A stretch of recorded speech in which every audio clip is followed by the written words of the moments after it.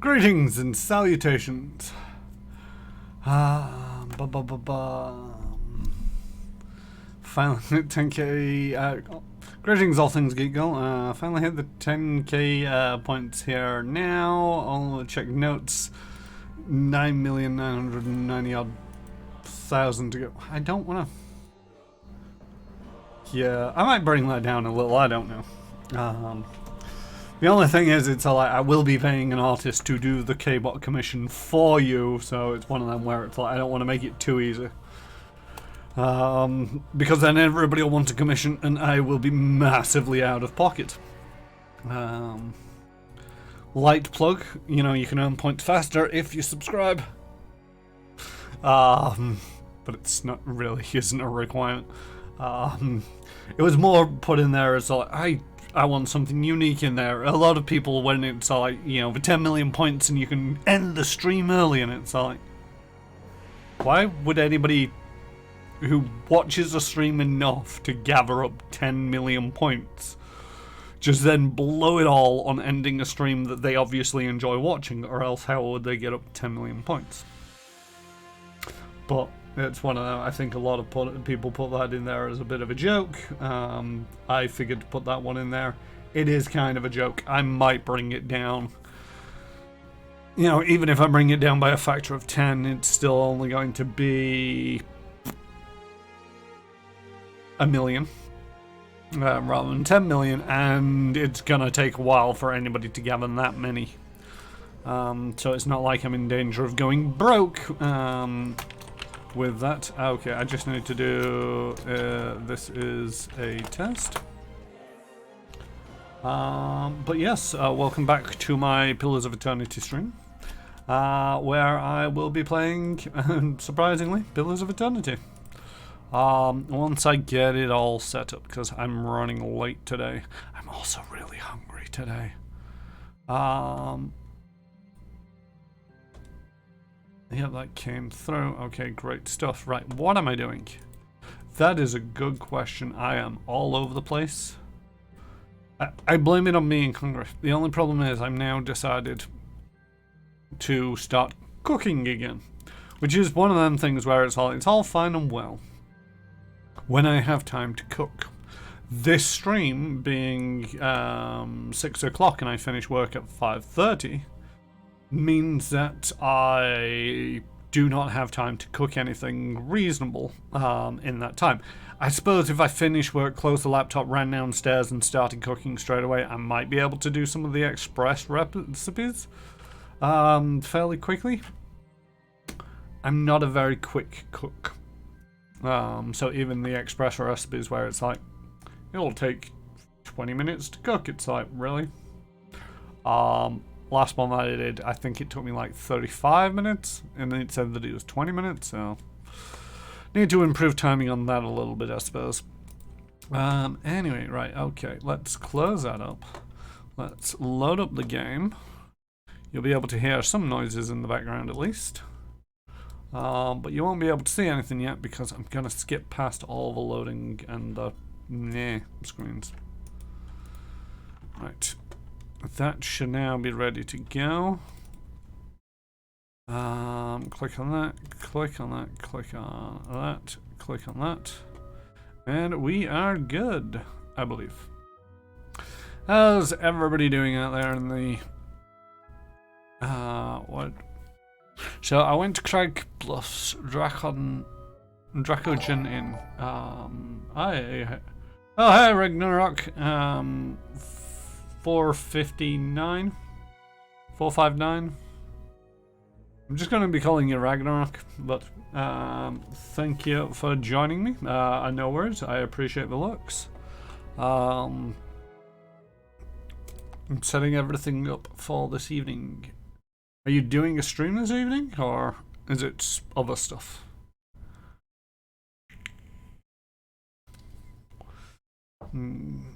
I don't have a keyboard. Could somebody, if there's anybody around, do a shout out for Ragnarok? Hey. That's what I was doing. Okay, right. So yes. We have come to Dryford Village. Because there's something here that needs to be done. It's related to this guy's missing daughter. And it's like missing and daughter. You know, when it says missing daughter, it's like you think of a child the way that he's behaving. It seems more like a young adult, and it's like they didn't run away just because you denied them dessert after dinner. They've run away for possibly a very good reason. So I don't know how I'm going to be doing this. It's all good. Yeah, I got grabbed by a friend for a World of Warships stream. By a friend. Ah, cool. Well, I hope you enjoy that. I've not played World of Warships. I barely played World of Tanks. If I'm being completely honest about it, it's one of them where it's like it's one of them games that it takes practice to get good at, and consistency of playing it frequently enough so that you maintain how well you're good at it. My problem with video games is I get distracted and play all kinds of video games at the drop of a hat. Consistency is not a thing that I can do. Alright, I don't think I talked to this guy. Which quest is this? Let's travel to Kliban, right, like, which is a ways, but right, far from home? Nope.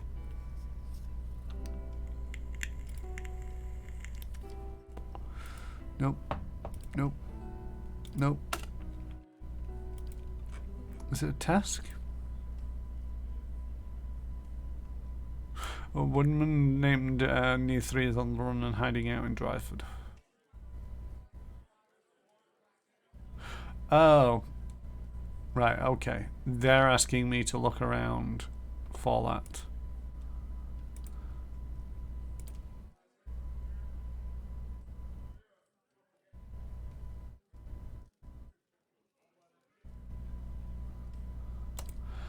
Other stuff that I need to do. I wish there was a way to a certain degree of removing groups and completed spells, because it's a long way to scroll down to here. I keep forgetting that there's also tasks as well as side quests as well as the main plot.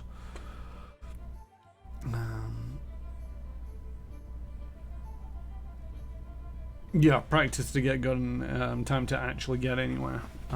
Because that was the other thing. I played World of Tanks for a while. And you know, I wasn't great at it, but I was, you know, on the winning side sometimes. And you know, just after weeks and weeks of playing, it was like, all right, I can afford nothing apart from this tank that everybody avoids because it's garbage. All right. And yeah, it's a bit of a grind. Oh, you've got to start throwing money at it. And it was one of them where it's like, I didn't really feel the desire to start throwing money at it. I can't remember which quest this is. Oh, wait, is this it?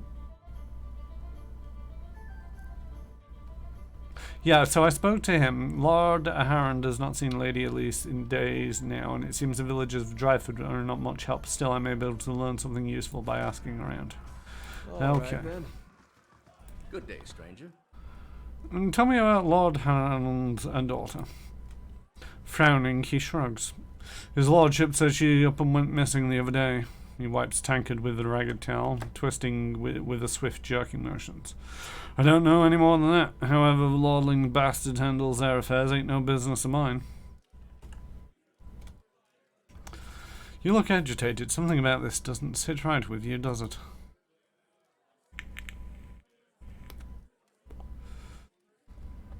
He slams the tankard down on the bar. Damn right it don't. That lord saunters in here like he's cut from a cloth, from cleaner cloth than the rest of us, and yet he shakes his head. Look, I don't want any trouble from you or him or anybody else. I'm just wanting him to tire of my ale and leave, so things can get back to normal around here.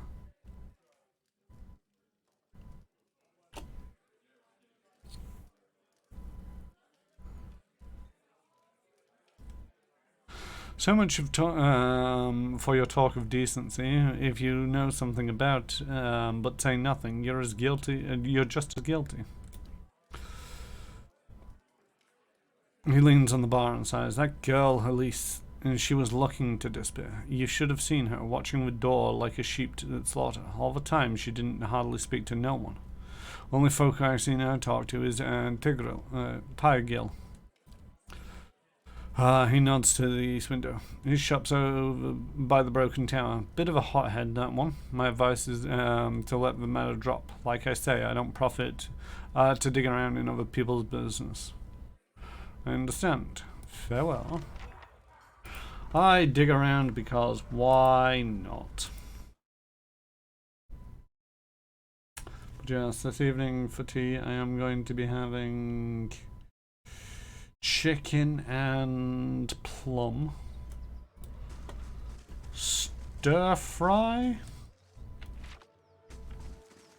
with noodles. Don't know how it's gonna go. Don't know. I mean, I like chicken stir fry. Putting plum in there is probably not the worst thing. It's also topped with cashew nuts, so.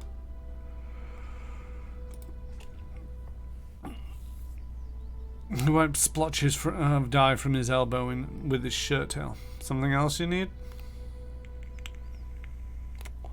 What can you tell me about Elise Harond?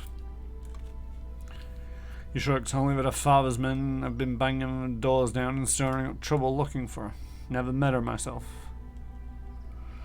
That's strange. Dellinger said, told me that you two were acquainted. He watches you and smiles slowly. He doesn't mince much. Exactly what did he tell you? He said she was looking for an escape. Her father dragged her out here to get hitched to some backwoods. It's very close to being problematic. Backwoods noble. She wanted to escape, alright, and I was happy to give it to her. We snuck across the river a few nights ago for some private time. Come to find out we weren't exactly alone. An ogre, taller than Winfred's tail, sprung out of the forest, and we were lost in the heat of the moment. We didn't notice until it was upon us. I grabbed Elise and disappeared into the night before I could even pull my breeches up.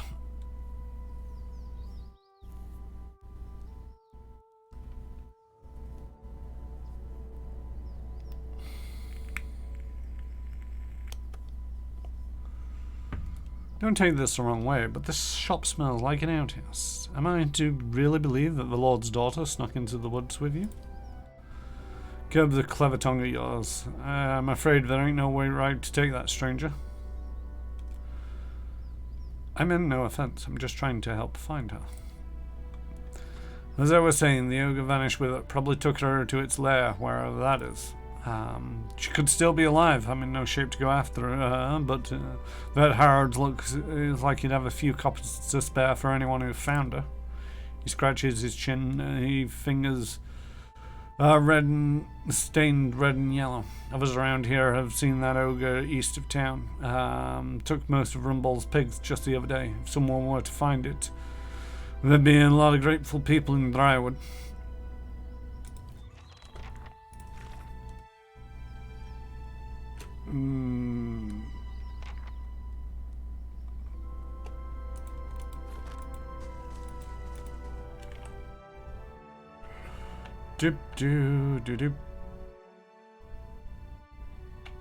Do I need to talk to somebody else, or do I need to go poking around? I think they've been saying eastward, which could be anywhere in that direction, really.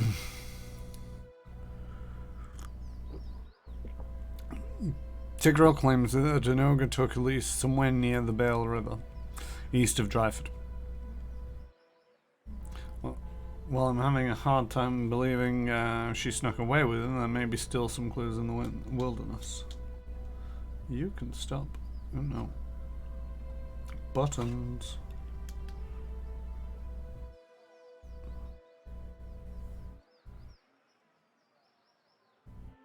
Oh, god dang it. There we go. Oh, god dang it. There we go. Right. I love the way that it's like took him east of the Bale River, and it's like, alright. Somebody want to point out on the map where the Bale River is? I'm guessing it's this river that's flowing through town.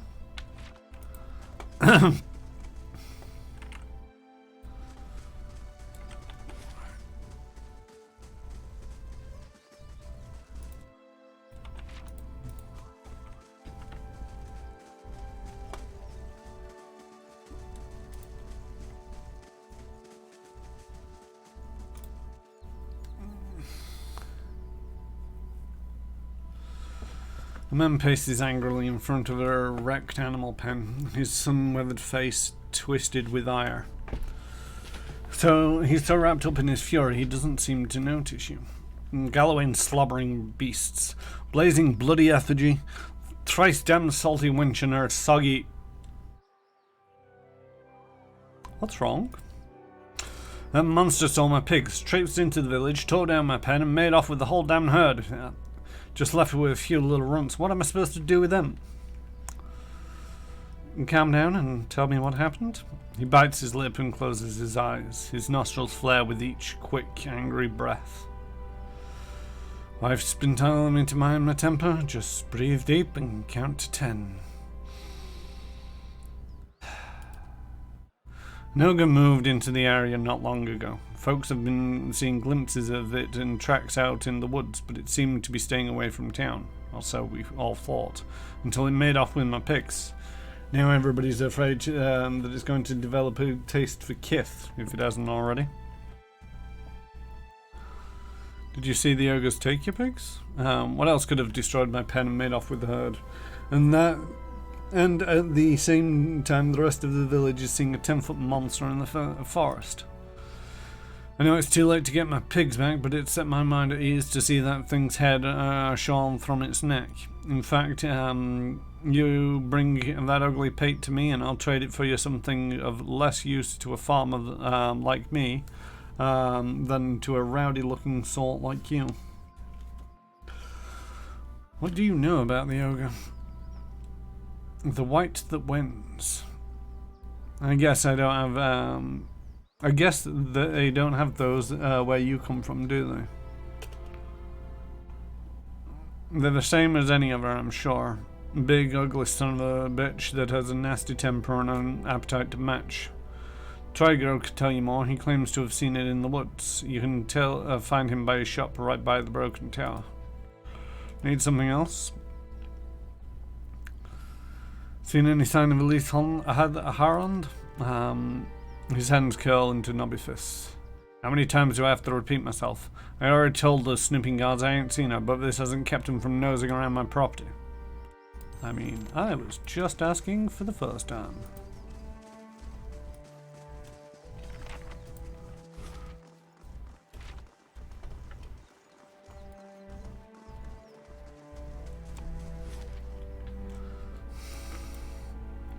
See, I think I want to go this way. Everybody's saying east, but wait, east. This is west. I wish I had a sense of direction.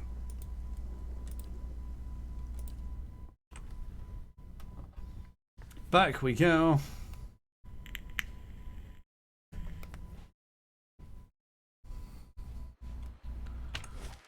Wasted so much time.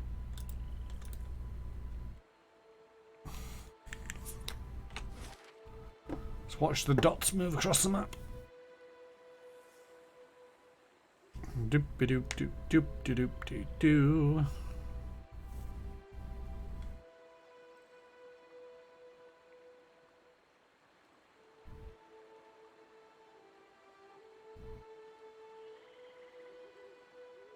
Getting a lot of notifications on my phone. I should really ignore it while I'm streaming, but at the same token, it's like a little bit difficult to ignore when you're using your phone as to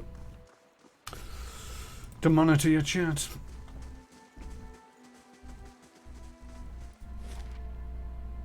It was Dryford Crossing.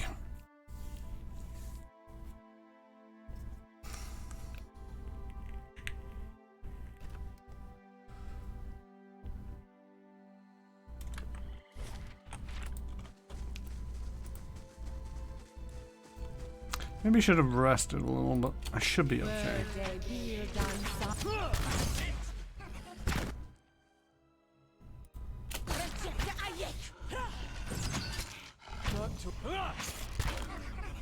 Spawlings, a couple of wood beetles.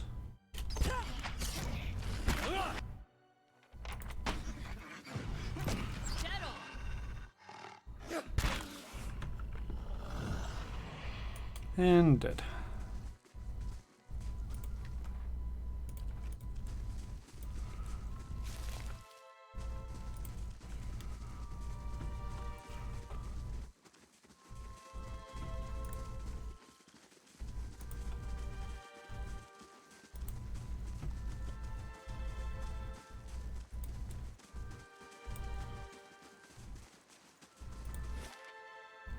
Just gonna go to clip on the rag.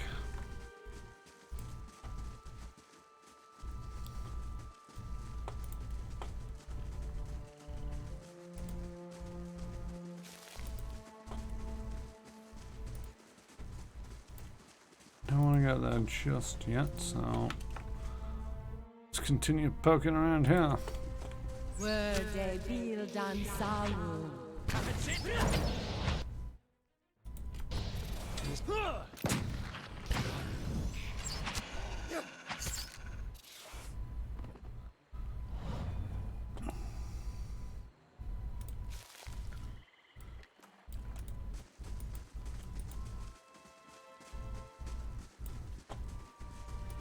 Cross the river here.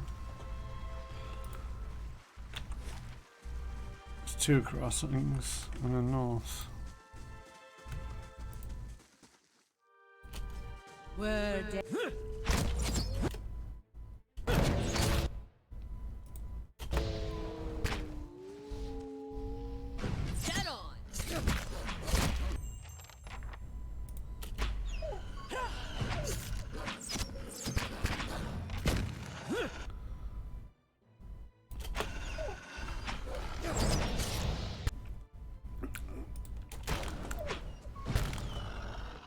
So this is where this game is. A pillar a day keeps the bad guys away. Hey, J Station. This is one of them where it's like, I'm just thinking back to last week, and I can't remember which session it was, where it's like I went to a place and it was just a terrible idea because of the difficulty of killing anything. This week I'm just kind of freely wandering around the area, not having to worry too much about things, and you know, getting into combats, and I'm taking care of business. It just...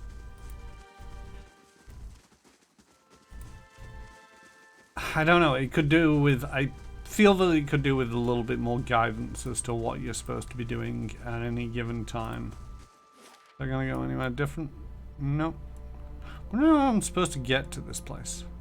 Maybe it's down that a ways? Maybe? I don't know.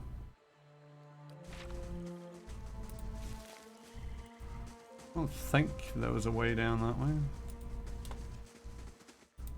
Oh. Spiders!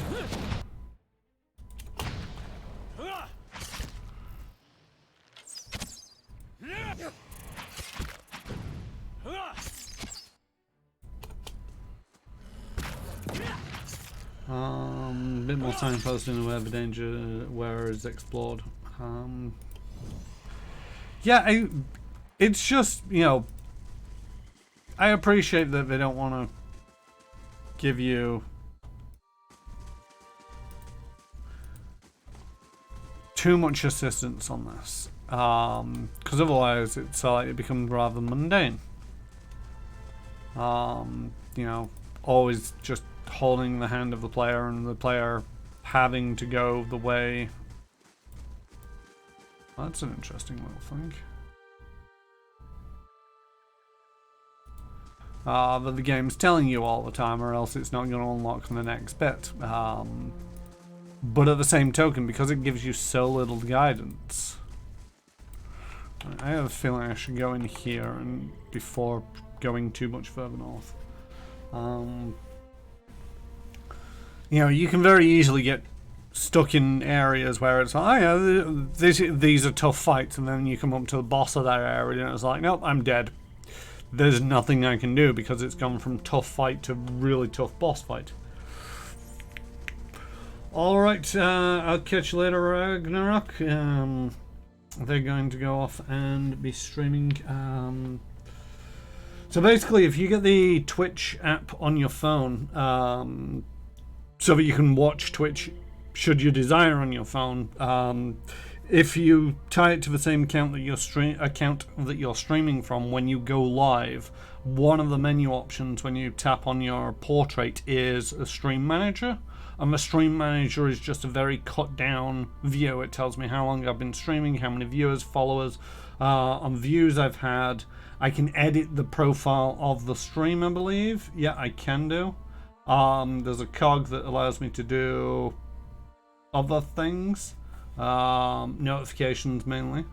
But then at the top, I've got an activity feed which I can collapse or expand so that I can see an entire list of the activity of followers, raids, subscriptions, that kind of thing, and then at the bottom of the screen is your live chat, and yeah, it's not very functional. You can't reply back to it, but I mean, you're streaming, you can just speak. If only you had the pillars, they tell you where all the plot points are meant to be. I'm not sure I get that joke, J-Station.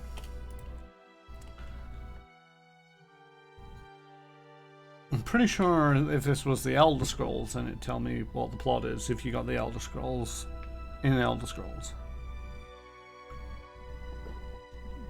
No, it is Ragnarok. It's one of them where it's like I used to have a completely different laptop for it, but reasons. The Eternal Pillars are still lost.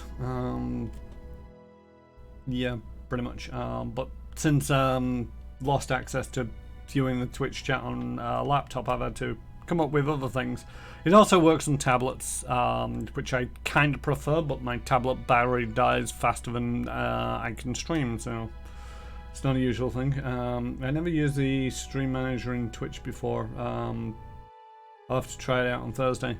Yeah, I mean, you don't get the benefit of being able to see your stream. That's about the only disadvantage, is you've kind of reliant on chat saying, can hear you, we can see you, can see the game, that kind of thing. But for the most part, with a little bit of practice, it's just the chat that you can see, and it's all you really need to worry about most of the time. Somebody in chat will say something if your stream goes down.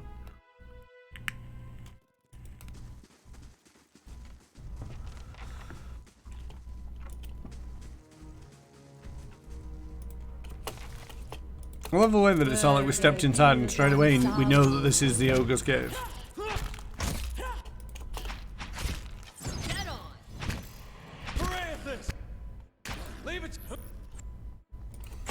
A lot of spiders.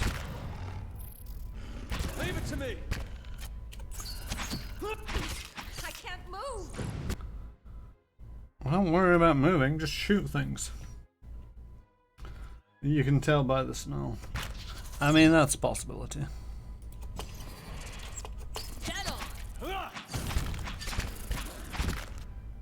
I'll say the smell of spiders. Hi, thank you for the follow.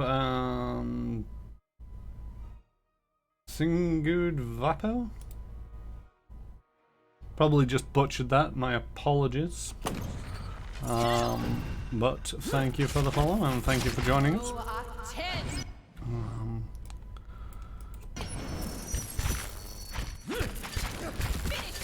I may be, no, I'm no longer poisoned. You're poisoned now. Lots of murdering spiders. I think they've slowly stopped coming out of the walls. Most inconvenient. Yeah, sure, it's inconvenient, don't worry about it.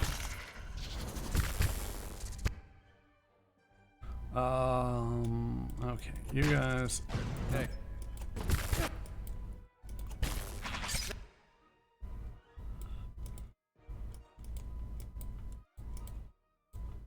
Betty Watcher. What will Lewis doing on the Widowmaker? Okay.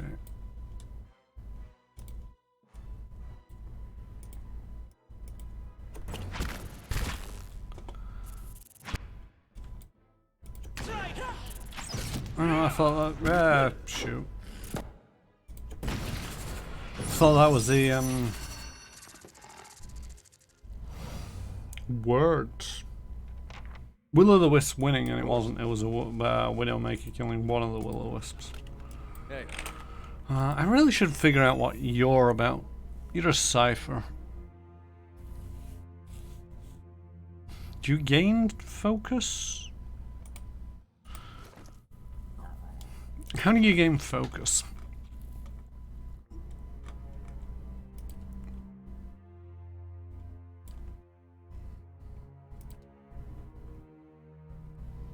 Soul Whip, focus below maximum. Okay, so you get all that if you've used any focus points.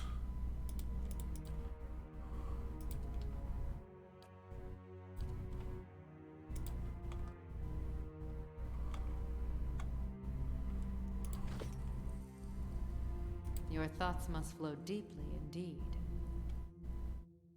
Sure.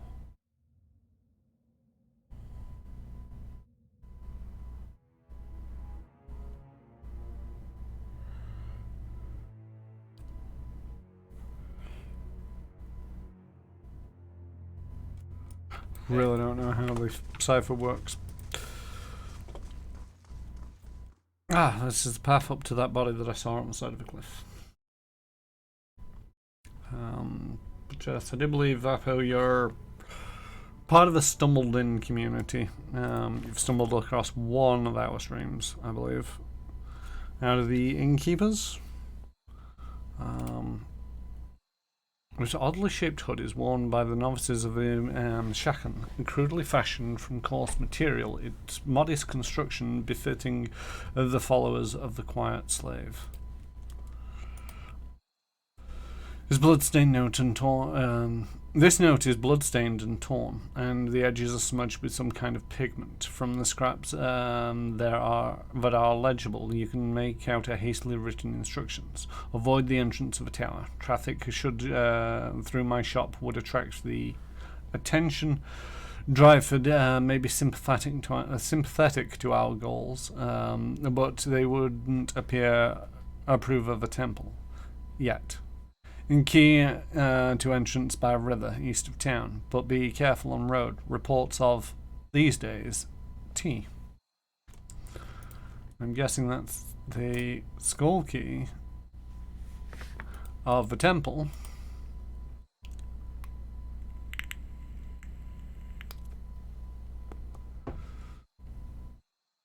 To somewhere.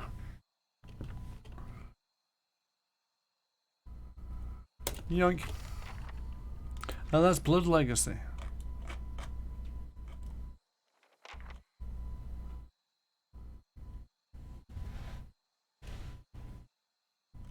What? While exploring a cave just east of Belrider, I found a cups carrying a note and a skull-handled key.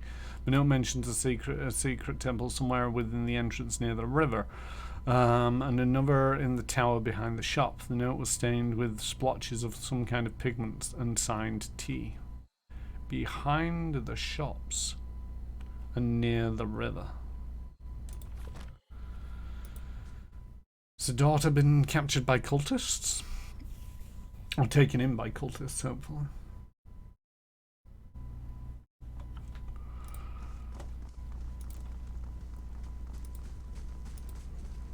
Thick webs ripple in the cabin breeze. Mummified remains are tangled within them. More spiders!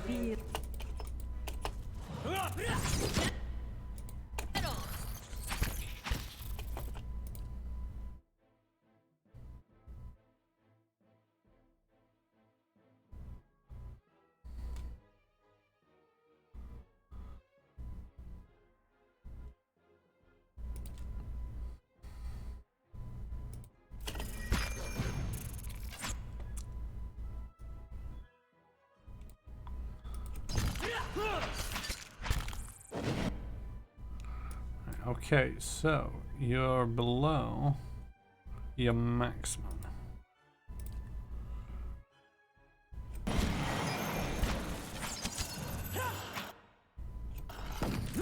Slowly go back up at time, over My time. mind feels sharp as steel. Oh, it just went up a bit. 16 points.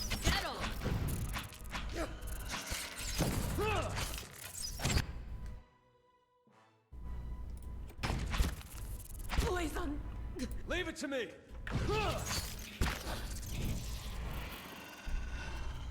So there's points regenerate over time, which is good. Or at least over combat, maybe? Your thoughts must flow deeply indeed. Trying to work out a class on the go while you're fighting in dungeons. Great way to have to do this. Oh, a fine saber.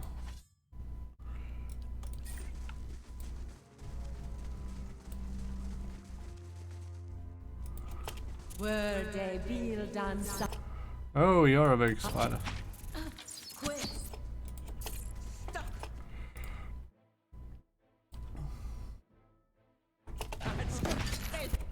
Yes.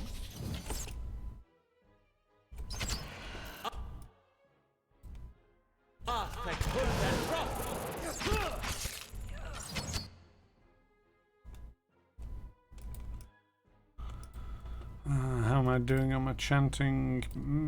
What was that? Silent scream. Block pain. No. Let's do that on the queen. Let's have a fireball out deep. Can't move. Most inconvenient. Spot on. That's an interesting combo.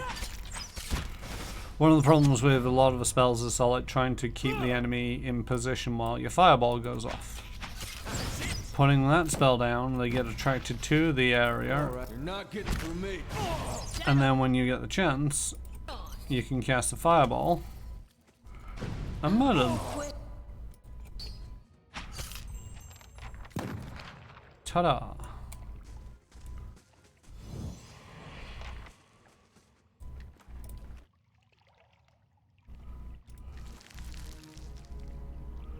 Fine greatsword and pearl. That's something. Okay, not ready to level up just yet. Or just remember that they got a weapon that levels up as they do things, and I was wondering how it was coming along. They need 200 points of damage for the first level up. Done 125. I'm going to guess that whatever lives here gets very, very hungry. You might be right. But who knows? Maybe it just has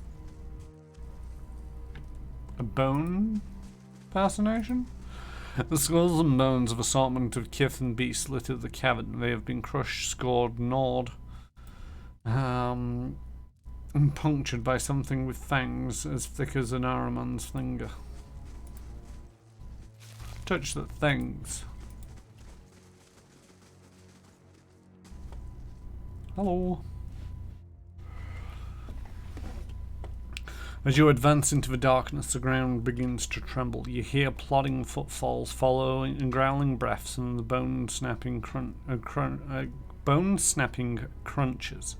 An ogre steps out of the shadows, 10 feet tall and bulging with muscle. He tears a mouthful from a hoofed, pink-fleshed limb and tosses it aside.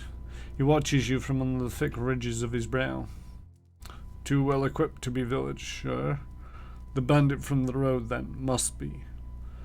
The ogre snorts and tightens the grip around the club. I've kept to myself. Killed no one but the fools reckless enough to chase me down here. Why have you come looking for me?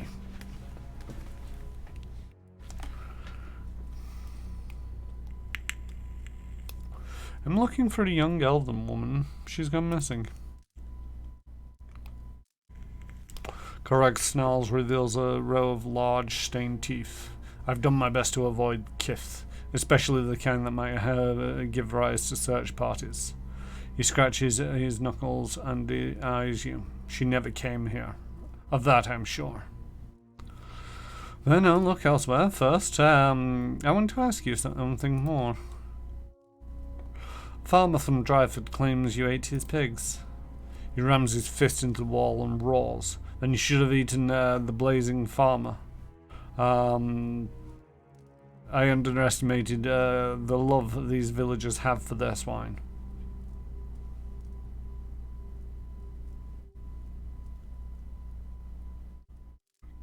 Does that mean he ate the pigs? It's very ambiguous. He rams his fist into the wall and roars, and I should have eaten the blazing farmer. I underestimated the love these villagers have for their swine. I think that says he killed them, or ate them, at least. Well, that's enough from you. Attack! Korag raises his club and charges. This might be a terrible idea.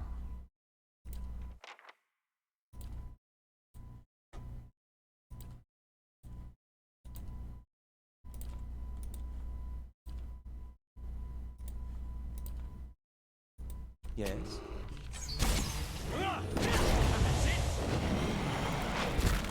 More bears than I was anticipating.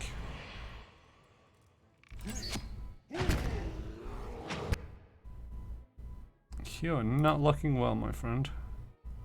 Not well at all.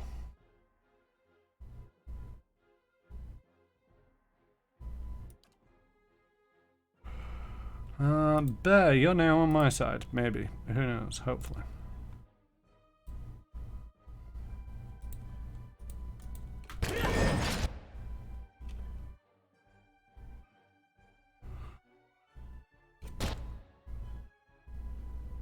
No longer sense our merry way.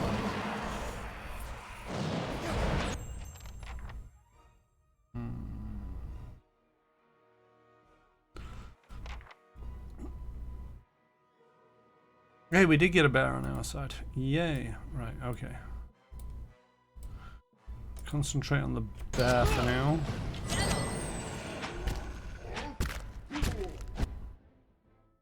And then back on the ogre. Ogre, fall down.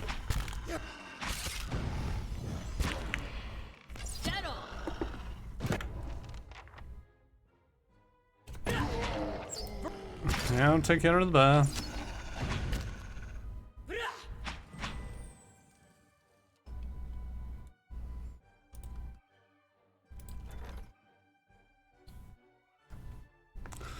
The secret society, known as the Morning Circle, repeatedly eluded Kana's pursuit.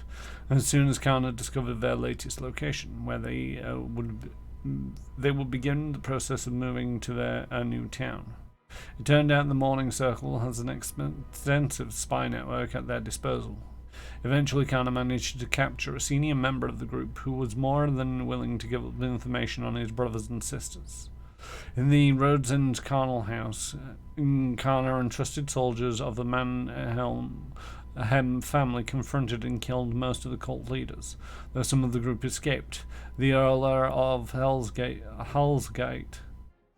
Freya Manhelm, was confident that their power in Drywood was broken. Grant's denial on a kill. Plus 5 defenses for 20 seconds. Plus 20% attack speed. Plus 10 concentration and interrupt. Minus 1 resolve. And 15 endurance. Oh, these were the guys who claimed to be able to restore life to people, but if they did manage to do it,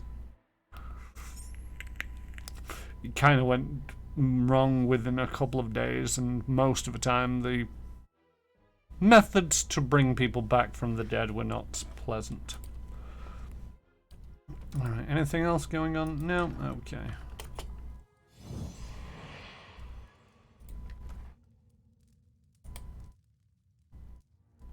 Ogre blood. This potent blood of an ogre. It seems darker and thicker than the ogre blood of smaller creatures, though similar in all other respects. And it's an ingredient, apparently.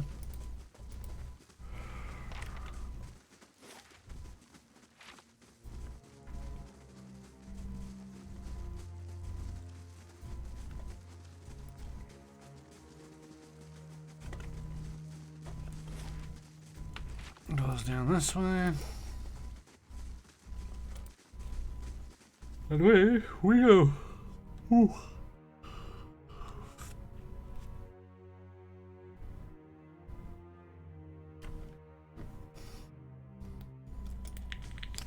All I can think at the moment is how hungry I am. Which is rather annoying. Right, let's head up this way, although we could probably do with getting back to town at some point and resting up. Although, actually, just remembering you've got an ability to bump up the health of Ida just a little bit.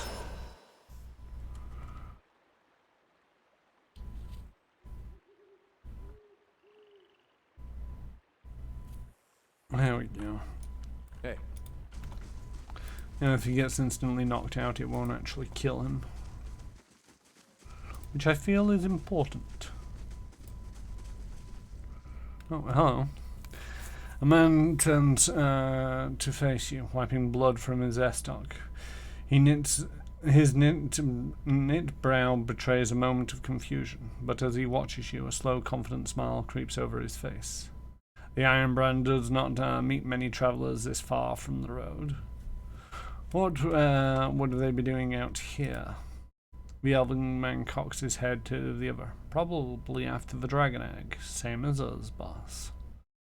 The dwarf curses and spits into the grass. A rhetorical question, you dimwit. He tightens his grip on the sword. Everyone knows that the roads between the villages are crawling with brigands. They're obviously bandits. Same as us. Why would you want a dragon egg? To sell, of course. If I wanted to eat it, I would have grabbed some pigs from that farm in Dryford. Too late for the pigs. What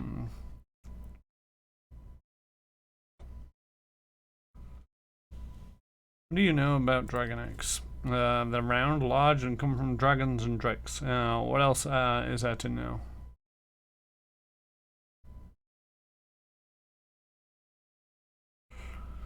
Only that drakes mark their eggs, so you better hope you've sold it to the next sod before the mother comes looking for it. The other bandits whisper amongst each other, and the leader holds up a hand. Quiet! You can't seriously believe this. Even if it is true, we'll sell it before it happens. I'm not taking any chances with drakes. Say what you want, I'm out. She hurries off. Let it go, that just means a bigger cut for us. Hey, my kit and Saber, how goes it? I am murdering people. Right, do that, do this, do this, do this, do this. I could do with a little something to spice that up a little. Go for that. Go for you, go for you, and go for you. Oh, the wolf as well. Or, what are they? I'm not sure if they're a wolf or a fox.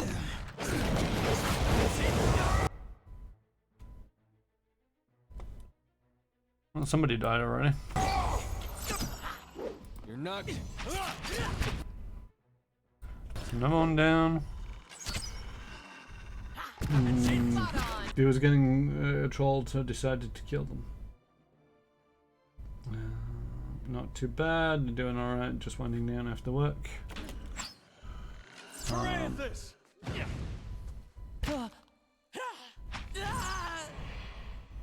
Alright then.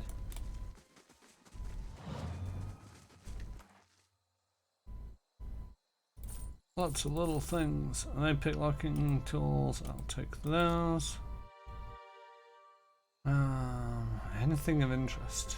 Oh, there's a helm. You don't get many of those.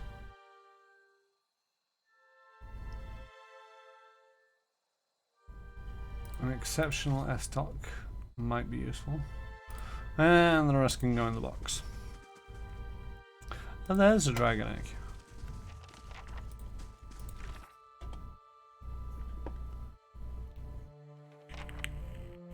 No one to check my supplies before I attempt the climb.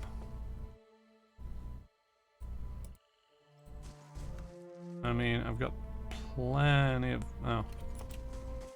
We can see a worm over there.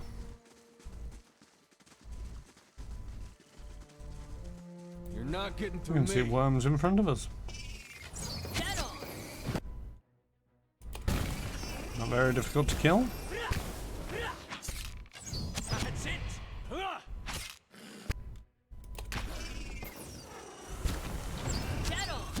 I mean, not too much is difficult to kill when your opening volley is a pistol shot.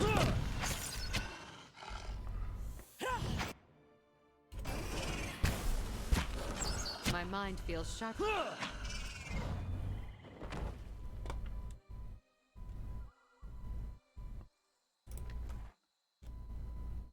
Worm wings. Alright, there's no exit off the east of... Oh no, there is an exit off the east of the map. Don't know where that goes though.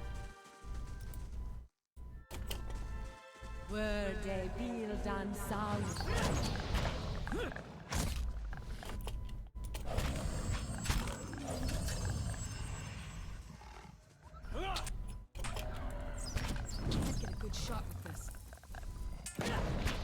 Well, just try your best and murder the things before they murder us.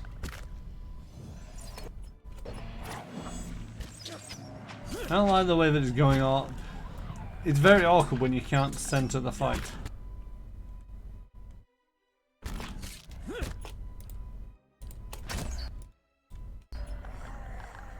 I feel.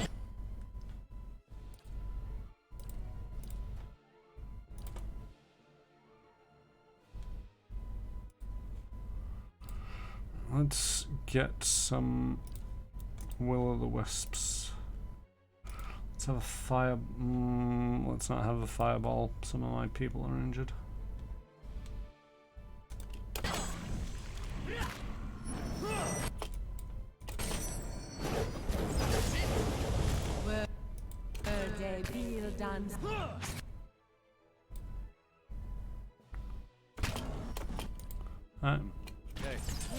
Oh, low health.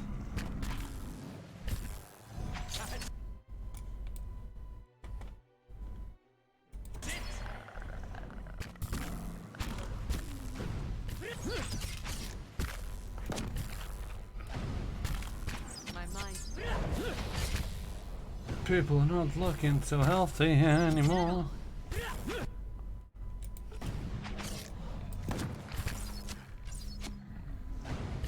I think before we attempt much else, I think we should go back to town and get to an inn, rest up, All right then. and come back tomorrow. Oh! It automatically brings it up when...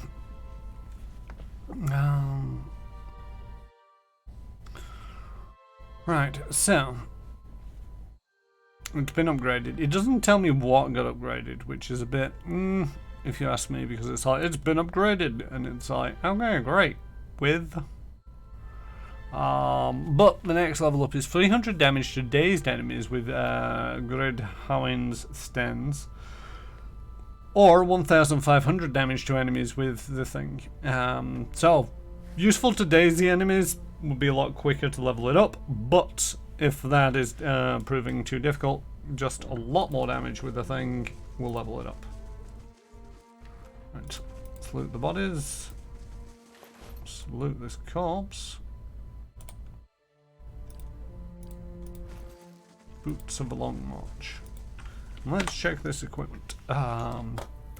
Right, you've already got boots of constitution. You have boots of sturdiness, which is bonuses to... The thing is, this is a long march, max endurance going up. Who's got the lower of the endurance between the two of you? You do. So you're now on those boots. I shall take the other boots because why not? And this helmet. The athletics up by 2. Oh, immune to stuck. I think we've already got something immune to stuck on this guy.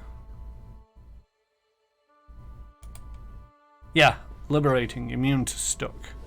Okay, so if we don't want you getting stuck, you'd need a helmet, but you can't wear a helmet. So if we take this off you and put it on you, and then give this to you, you both can no longer be stuck. Ta-da!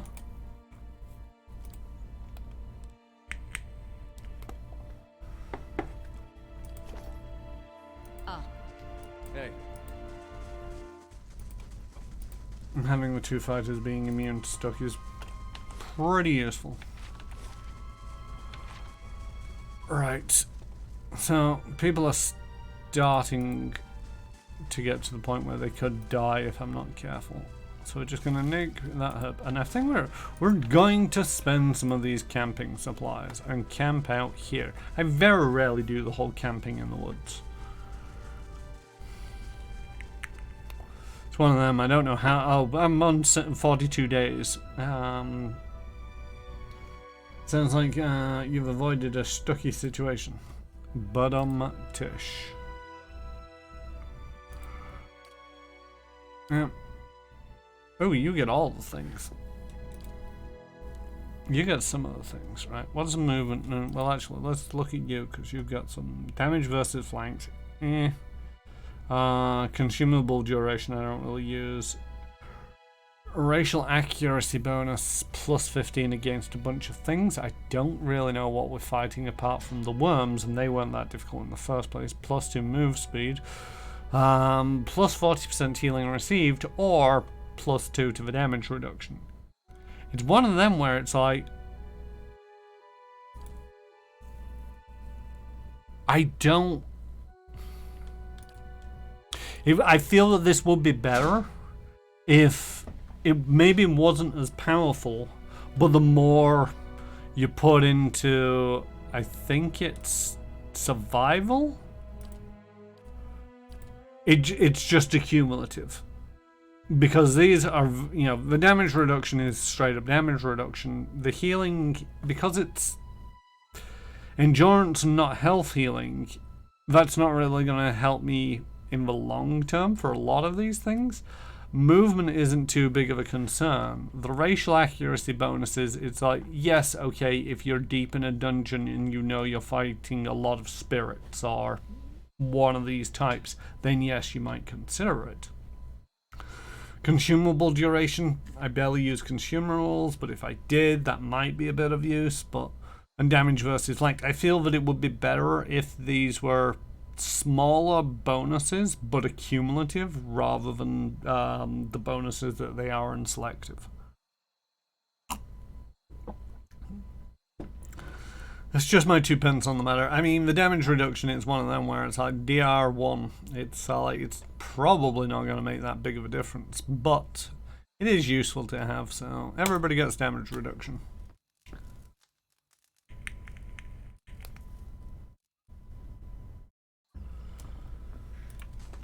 We survived the night. Everybody's looking peachy.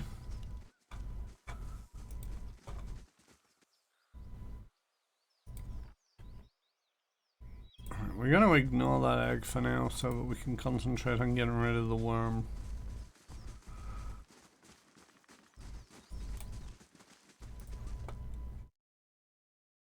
Enemy spotted. Worm.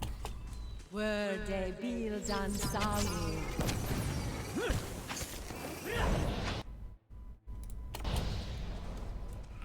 That's it. I'm ready.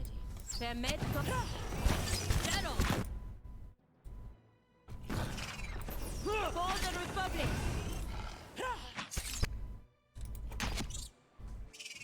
That's it.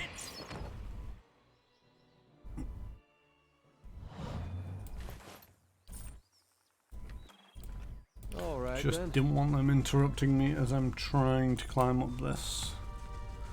Where am I supposed to... It's just clicking. There we go.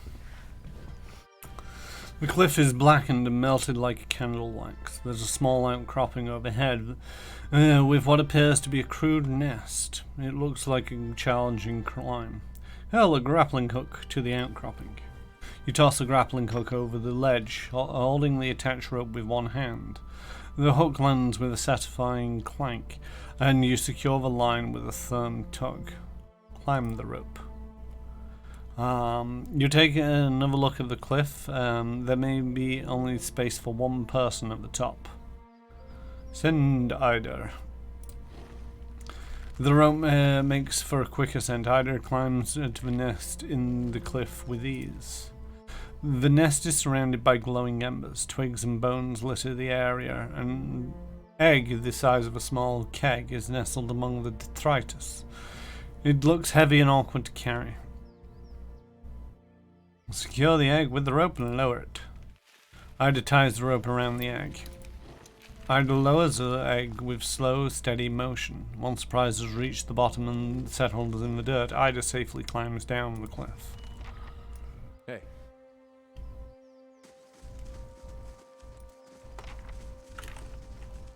I like those things. I just wish that there was slightly more of them. And, you know, one of the things is it's like, I now no longer have any grappling hooks. I've got a crowbar, I've got a hammer and chisel, I've got 2 hammer and chisels. So I need to go into here and I need to find, potentially... Where's my tools? Are these tools? There we go. Let's take out the grappling hooks, and now I've got more grappling hooks for just in case. And I don't think I bought many of these. I think I might have bought like one originally, because the town that you start off in, you know, there's a very similar event where you got to try and climb up something just north of the town, and oh, Zaurups. Been a while since I've dealt with these pests. And I don't think there's a way to do it without the climbing gear, and you know, if you waited until you found climbing gear, it might take a while. Hey, thank you for the follow, Crambo Gaming. How are you doing this evening? I'm just talking about Pillars of Eternity, which is what I'm currently playing. That's not very helpful. Can't get a good shot. Why are we in possession of a stone beast? Beetle? When did that happen?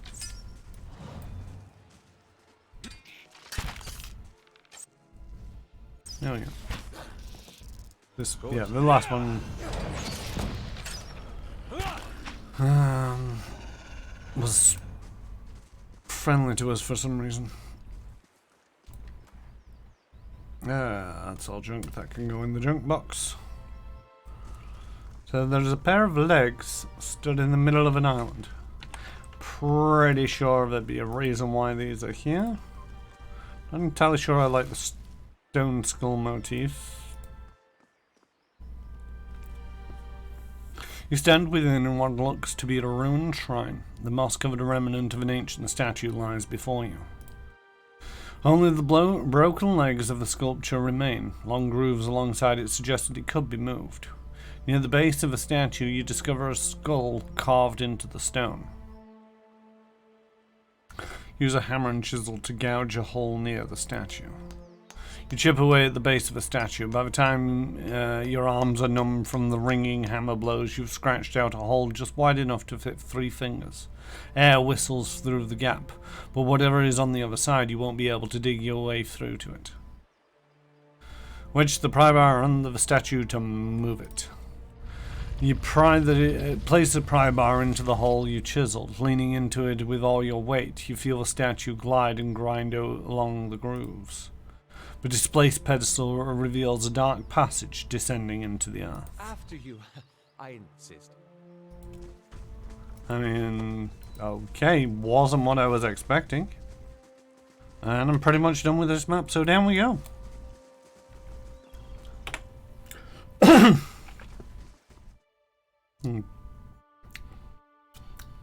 So Crembo, what brings you to my fair, fine, adequate? What brings you to the channel?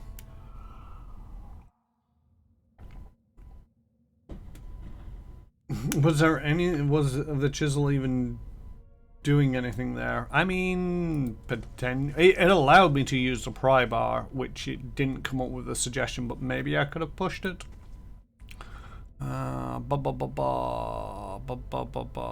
not reading these. I'm looking to see if I'm pretty sure I backed this at the Kickstarter, and it's like my name might be in here somewhere. I don't know. This effigy is made of several crooked sticks tied together with rough twine.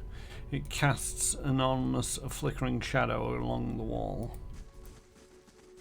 I mean, the torches are lit, or some of the torches are lit. Oh, Blood Legacy? Oh, this is a back door into the thing. Oh, maybe I needed the key for that then. Yeah. But I'm trying to find if I'm actually listed. And if I said anything. But I don't know. Oh, Warden's Lodge is finished construction. Nice.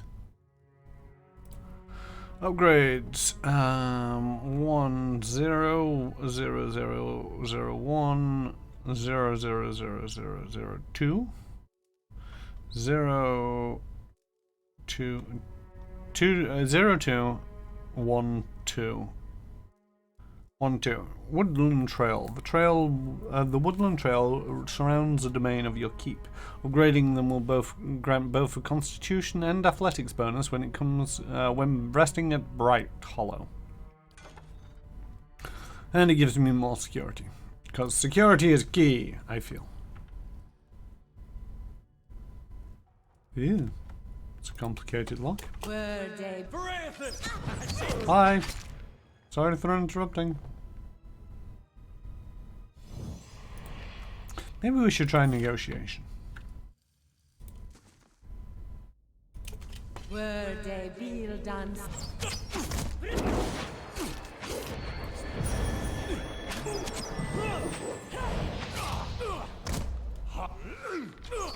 So you can, compared to some of the other areas that I've been to, it does feel a bit like a walk in the park. I'm not really having to struggle. I want to see someone play for the Eternity, so here I am at the sole person streaming it. Woo! Winning by default. I'll take it. Okay, it's been on my list for, well, since I backed this at Kickstarter. This is my first playthrough, and the furthest I've got in the game. I installed, or once it was finished, I downloaded it, I installed it, and I played it a bit, but never managed to sit down and concentrate on it. And so this is the first time since I've owned it that I've actually sat down and concentrated on it, thanks to the streaming. So I don't actually know what's going on. Negotiations with extreme prejudice. I mean, we're negotiating with a firearm. So, you know, I think their point is invalid. Is that how that works? So yeah, it's taking a little while, but it's not getting us very badly injured, which is what I like to see.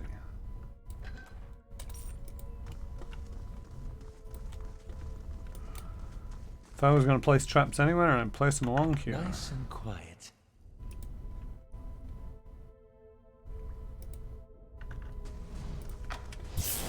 Ah, shoot. Found the traps. They weren't where I expected them to be.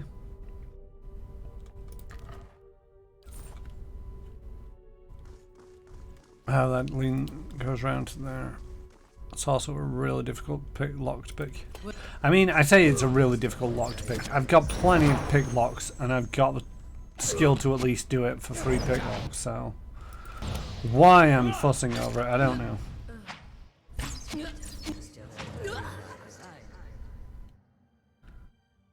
Very odd death noises.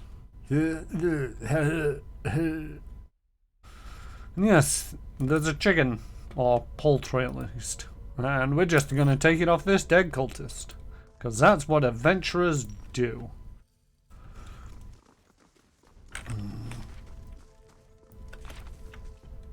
Okay, let's pop this lock. So we got 36. Well, I was not expecting the creepy room. The corpse is bent forward as if watching her lifeblood trickle away. Blood congeals under the corpse's slashed throat. The man's elbows are cut open from the man's arms are cut open from elbow to wrist. Crude blood symbols have been painted in canvas in streaks of something that looks like blood. Well, we've entered happy, happy, cheerful room. Yay!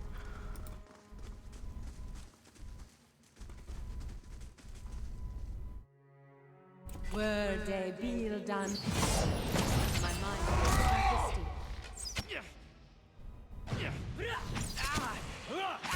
And barbarians can't see what the hell it is.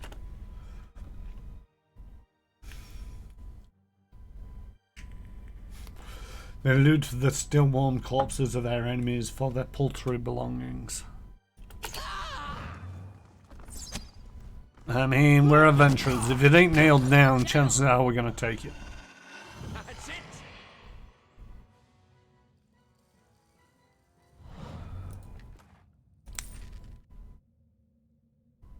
So, Crembo, have you played Pillars of Eternity? Completed Pillars of Eternity, or is it something that you're just looking at for the sake of me considering it?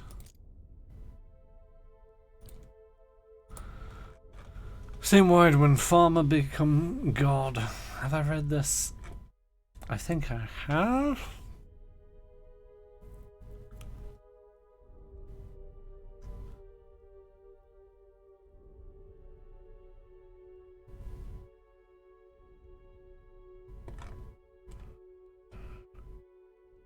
With the mention of the name Widewind, most folks think of only one word, Godhammer, while the events echoed through the ages and is still felt yet years after the destruction of Evandria Bridge.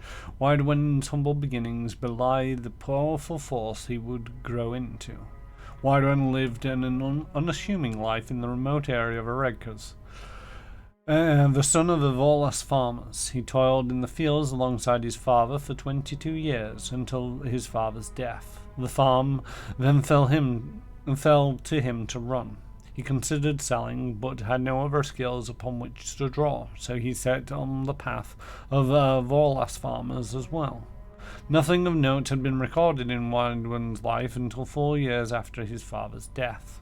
One day, while working in the fields, Widewind's life was irrevocably changed.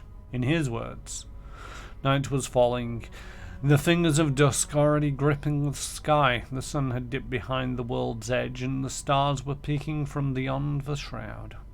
The day was still, and darkness had blanketed the field. I placed my last harvest of the day into the collection pile when behind me arose a brilliant light.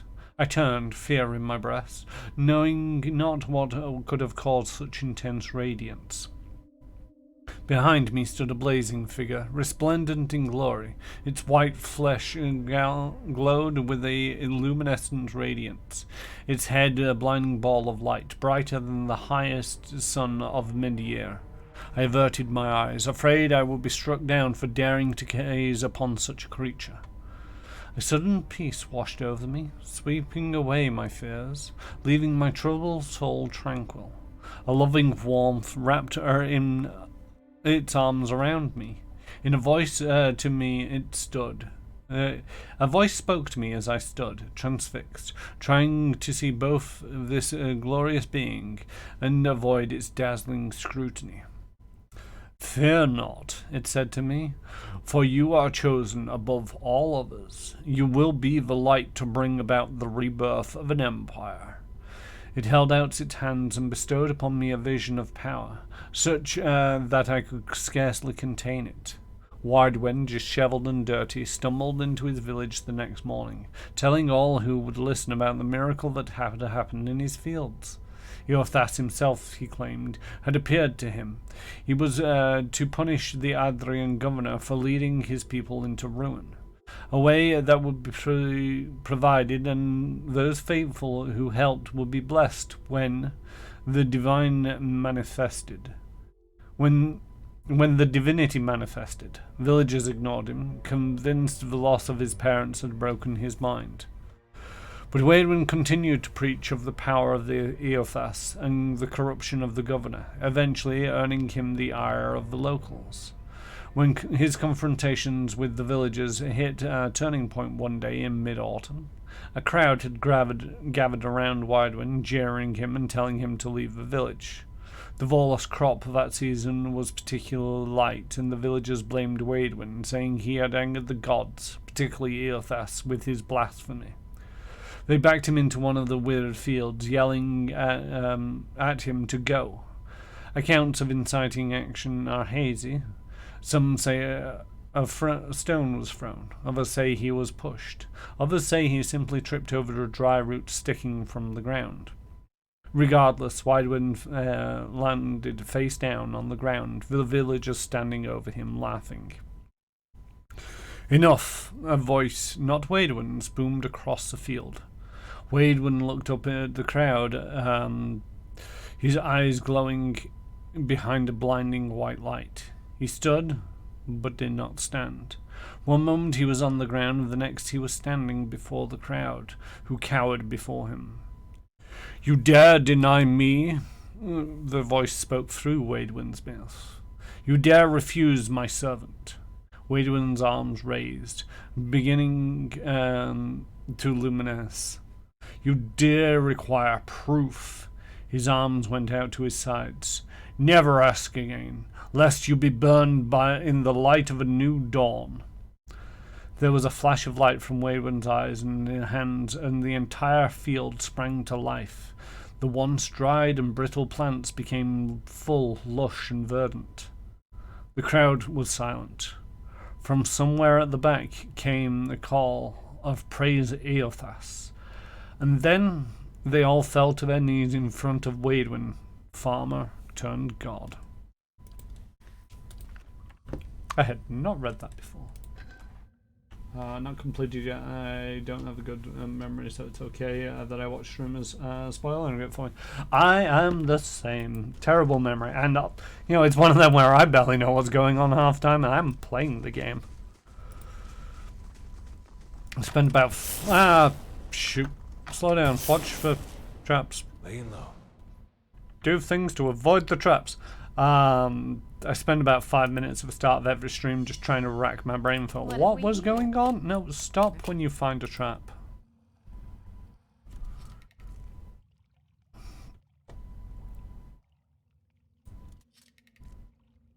Oh, I can't disarm it. Does make me wonder, should I be here? I'm pretty sure. Oh, I've gone for lore and mechanics. I suppose if I just put it all into mechanics, it might be slightly better. I'm going to leave lore up to Eolaf.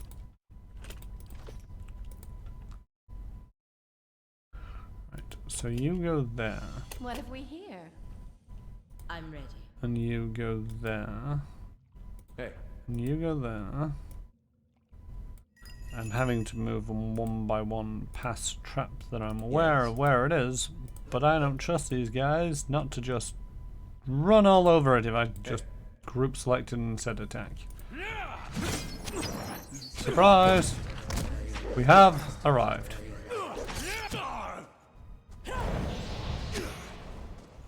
Hey.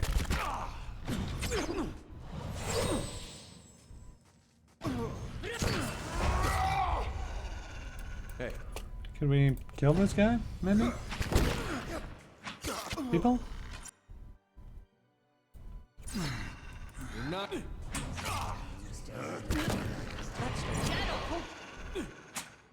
I do kind of wish I knew why all these people keep turning to my side.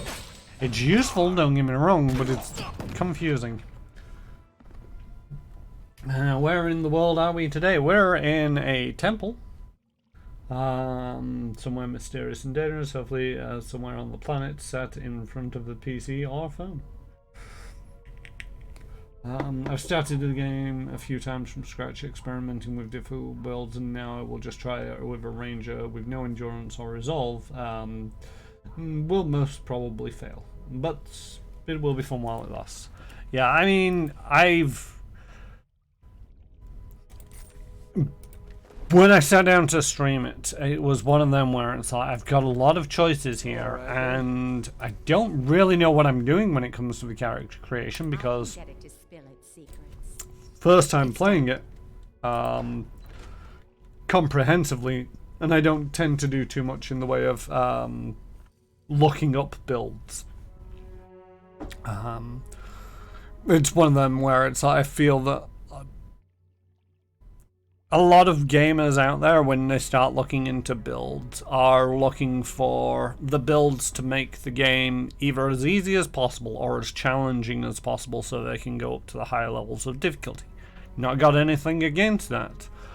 I just feel that I tend to play these at average difficulty, and I just go with whatever feels right and hope for a more natural experience, and just like, oh yeah, I can go for all of these stats and really power through with this, and beat every encounter with ease because of choices. I think I've said hi to RetroTed, but if not, hello RetroTed. But yeah, Crambo, if you actually, my YouTube links just fired up. I update those weekly. I transmit that.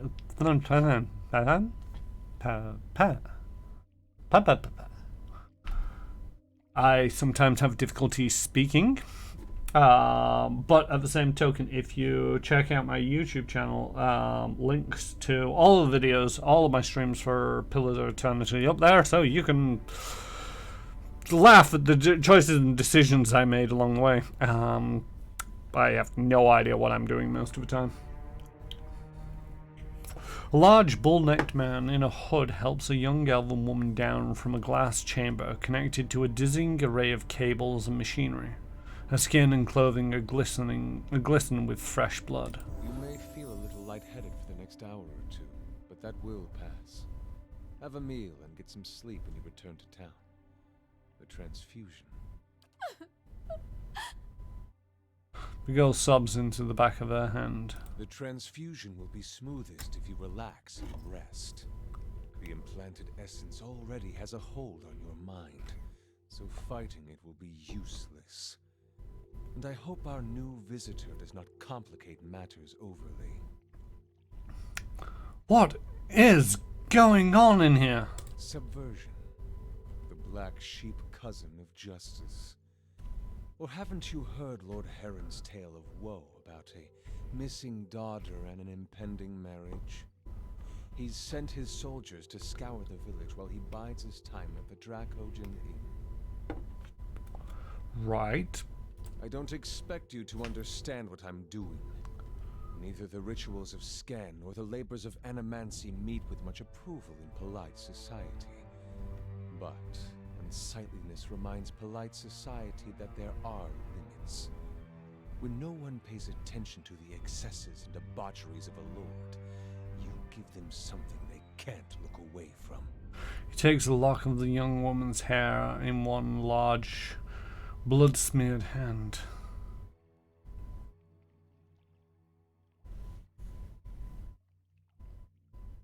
What are you talking about? Lord Heron's been telling everyone she's his daughter. He brought her all the way out here just to avoid anyone who might know differently. She's his niece, and she's carrying his child. He's her own flesh and blood. That's the vilest thing I've ever heard of.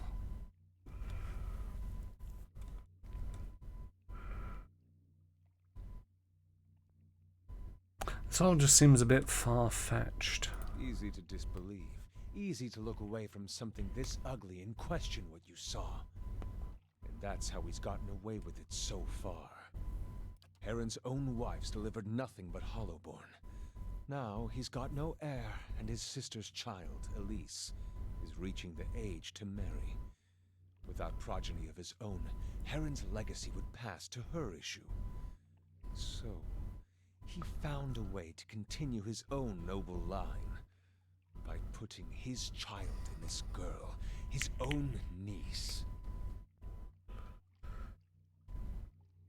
And Animancy is a part of your plan to destroy him? This isn't just about Heron to the girl. It's about the corrupting influences of power and wealth. How people of privilege, people like Heron, are so often insulated from the consequences of their actions. The charged essence of dozens of maltreated slaves and underlings is already taking root in her mind. Once it's established, it'll drive her to murder her uncle, her aunt, and anyone foolish enough to get in her way. People won't be able to look away from Heron's sins then. Seems like a lot of trouble to go to when a simple lynch mob will do. They don't get a lot of things right, but this kind of thing they know what to do with. I do not wish to destroy Nestor Heron. I wish to end his entire rotten line. His name will become a curse among strangers. The deeds of his house will be eclipsed by his ruin. Foes will hear his name and shudder with pity. And any relatives who should survive him will abandon their fortunes just to rid themselves of the association. Watcher, do not let this girl and her child become fodder for revenge. Let me touch her mind. I can free her from the snare, as well as from the memories of that hold her captive. See, I approve of your intent. I do not approve of your methodology. That's the concern here. So I think I'm going to do it, but I'm going to have to murder a lot of people along the way. The grieving mother bows her head. Thank you, Watcher. You feel her reach out, persistent yet gentle. Elise does not move, but the grieving mother trembles with exertion, and the air around her rings with the sound of chimes. At last she collapses. Her energy spent, the strain throbs in her mind. For just a moment, Elise's eyes close. When they open again, her expression is blank. But as she takes in the scene before her, you, Wormund, and the machinery in this strange dark room, her confusion turns to fear. She lets out a choked cry. Kill them. All of them. If she can't destroy Heron, then we can destroy his legacy with her. If she can't destroy Heron, then we can destroy his legacy with her. I mean, I'm gonna murder Heron when I see him. If the game will let me. The terrible feeling that this is going to be one of them times where the game is going to prevent me from taking certain actions because of plot reasons that I don't agree with. I am in a lot of pain. Run away! I'm stuck! Cannot run away! Summon skeletons!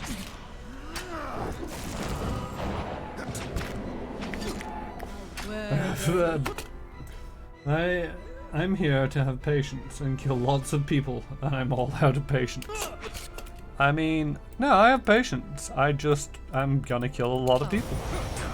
And I have the patience to see it through as long as the game lets me. I've been shot and nearly killed. Right, okay, so I think it's time to start blowing some people up.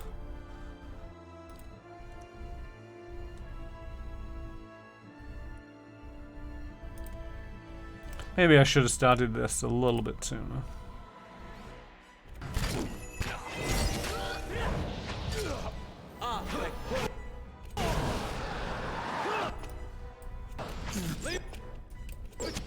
My bow.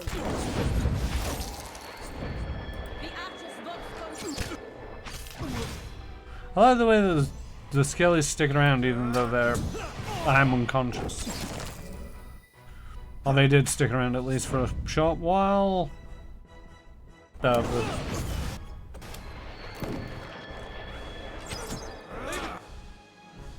This is a tougher fight than I would have liked.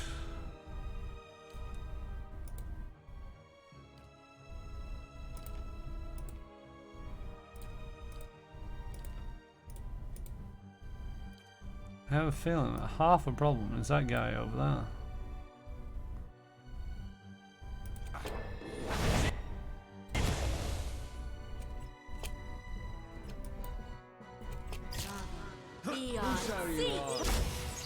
You're not getting through.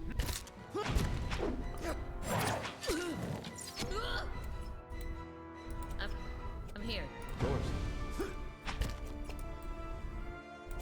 Come on, get rid of the mind breaker. Spells. Useful spells. Where are you? Oh, you're the one over here.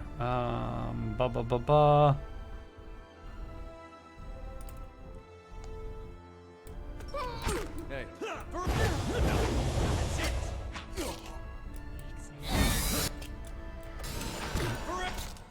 Murder this guy.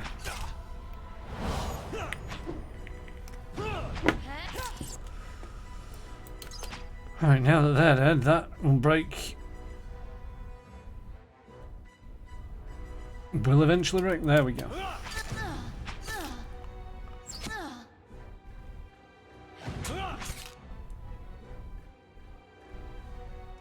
What is doing that? Alof. Thank you for the follow, Monretta? Sorry, I butcher all names. If you stick around, you'll find out how much of the English language I will indeed butcher. But thank you for the follow. Welcome in. So it's Alof's thing that's doing the whole... What did this... Okay, so there's a 10% chance to cast Dominate on a hit or critical hit. That's what it did. Okay. And that's why some of the people are occasionally turning over to my side.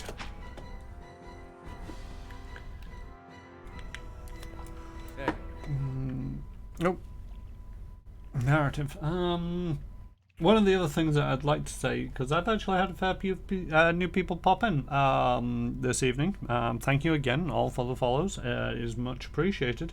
If somebody could put in exclamation Discord. One of the things is I'm actually part of a group of streamers that includes myself, JStation64, RetroTread, and Krifu Banal. We all hang around on a Discord server together and stream fairly frequently with a bunch of other people who share similar interests, mainly in video games, tabletop gaming. I've started cooking, so that's going up there as well, where you can see me cook some tasty food. It's in pictures. I'm not streaming that just yet. I have thought about getting a laptop for it, but then again, it's like, it's a lot of effort. But yeah, if you join the Discord and just hang around and chat, and you'll get notifications of when I go live and when any of the other streamers go live, and we're all pretty much very much of the same taste. So if you like my stream, you'll probably enjoy everybody else's streams.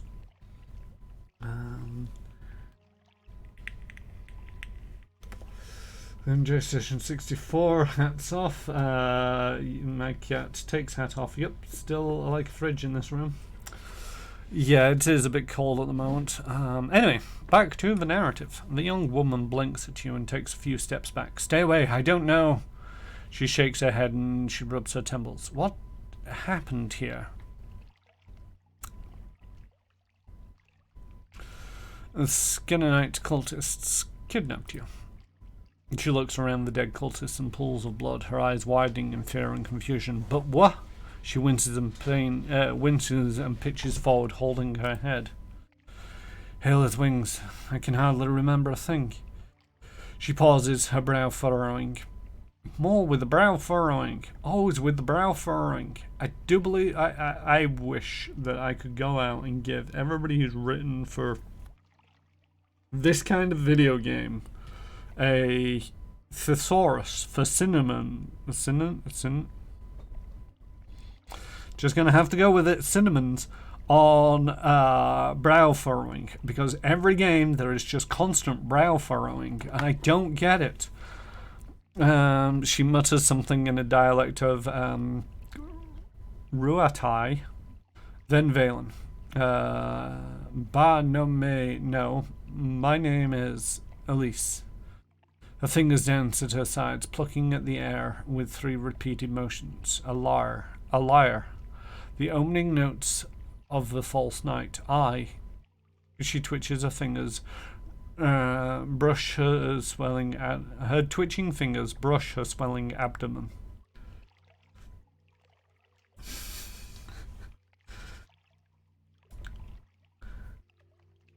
Yeah, you know what word I'm after. A thesaurus for cinnamon, and I can't say it right now, so it's cinnamons. You can all just deal with it. She looks back at you, a question in her eyes.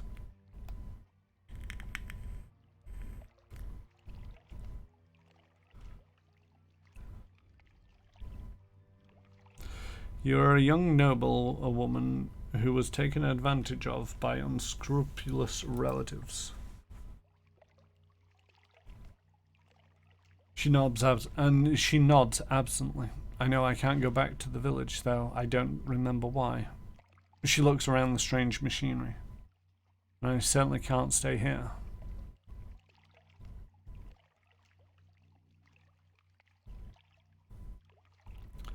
See, what doesn't make sense in this selection is you're free to go wherever you want, find the road and keep going.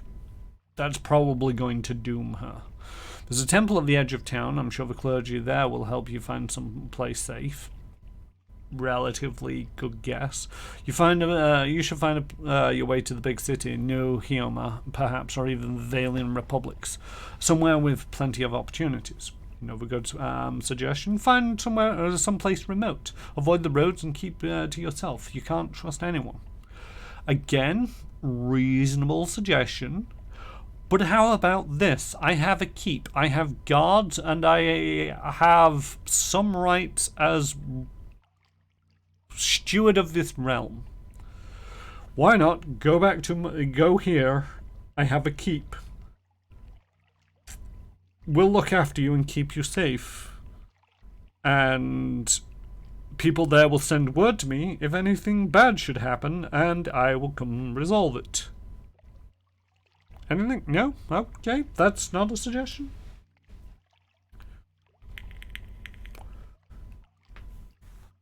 Oh! It's not a case that I don't know what I'm trying to say. I just can't say it right now. It's just always going to come out cinnamons. Because cinnamons.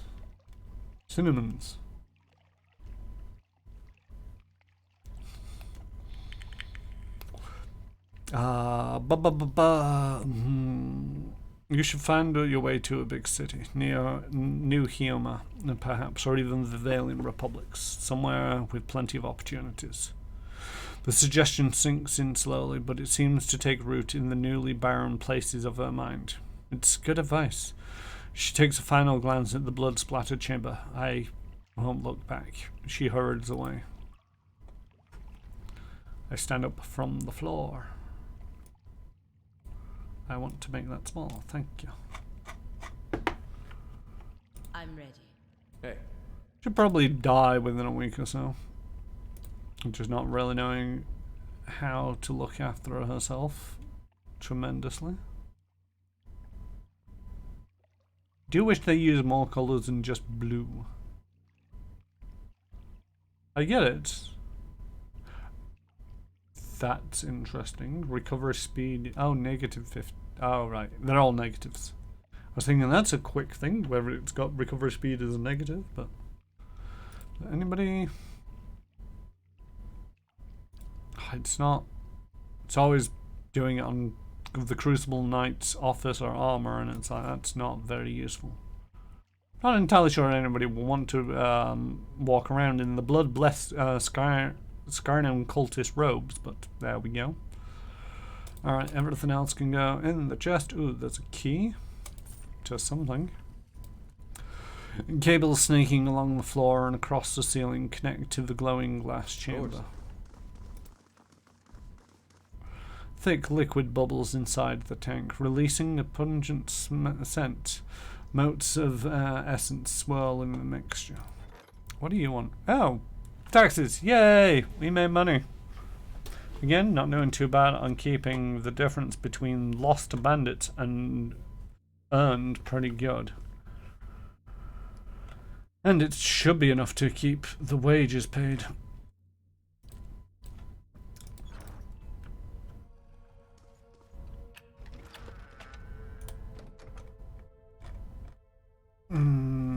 I took unique dagger one-handed.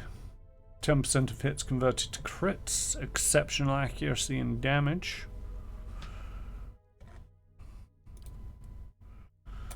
And a notebook. The looping scribbles are difficult to read, but as you flip through the pages you can make out several passages. Near the beginning you read, "Will be a suitable place for my experiments. There's an abundance of space and more importantly, the locals are content to ignore it. I could probably construct..." You skip several pages ahead. Willing volunteers. The legacy has brought many grievances to the surface, and capturing the essence is primarily a matter of timing. The ritual of the effigy serves as a good template for... You scanned the middle of the book. Died and their essence evaporated. Next time I'll have to try a smaller concentration of the reagent too.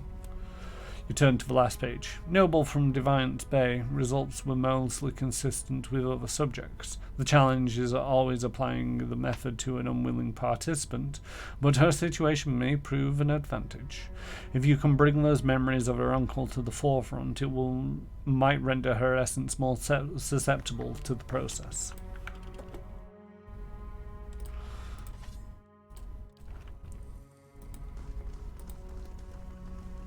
Like I say, I don't disagree with why he was doing it, I just don't like the method. An ornate crest decorates his sarcophagus.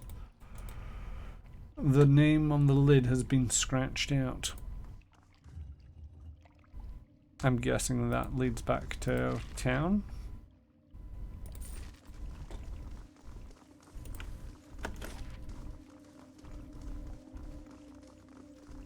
Although I think there's more to this place internally. Oh, people have started to level up. Maybe I can take care of that trap now. No, I can't because I don't have enough in mechanics. Ooh, invocations. These are the spells. They are the spells.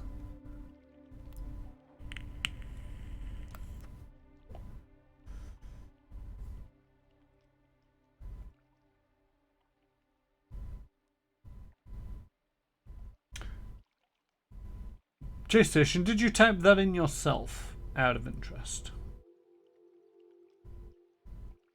Because I didn't think I had a alert command. I might have a alert command.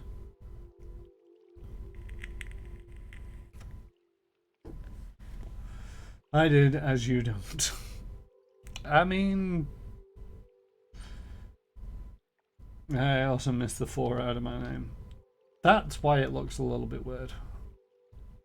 I mean, I appreciate the look and everything, but it's one of them where it's like, I don't have a command for it. I possibly should. The thing is, it doesn't actually change your status here, so he's just like, oh, I'm going to lurk for a bit. It's exactly the same thing.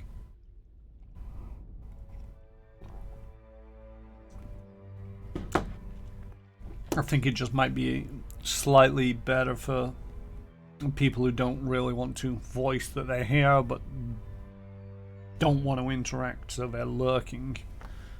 So I might do one. Anyway, at the sound of his voice, the killer froze stiff. Paralysis 10 seconds. I don't know, I'm mainly liking the summoning ones. Gusnik slew the beast, but soon faced its kin. Let's take that, why not? Instead of the will-o-wisp, we'll be summoning worms. Oh, talents. Oh, is this going to be one of them? It's one of them levels where it's like there's lots to choose from. I don't mind them so much, but at the same token it's like, I don't know what I want. Penetrating shot. That's a modal thing for slower attack speed but bypasses some of the damage resistance.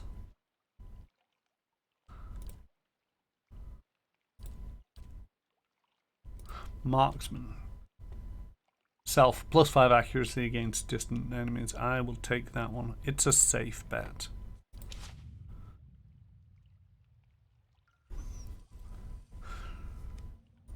I still don't think you can take care of that because you didn't level up the mechanics. Nope. Certainly. Okay. Right.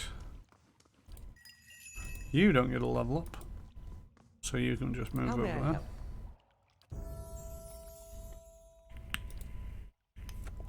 Have more law. Is this a new level of spells? No, I don't think it is. Essential Fathom. Summons a Aloth duplicate. Creates a ghostly double of the caster, causing shock damage to enemies hit by it. Don't mind if I do.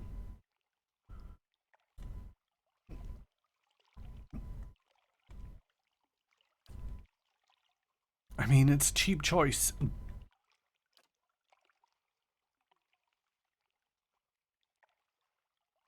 But I do like the 3rd level spells. A lot of these are just, they're not bad, they're just lacking something.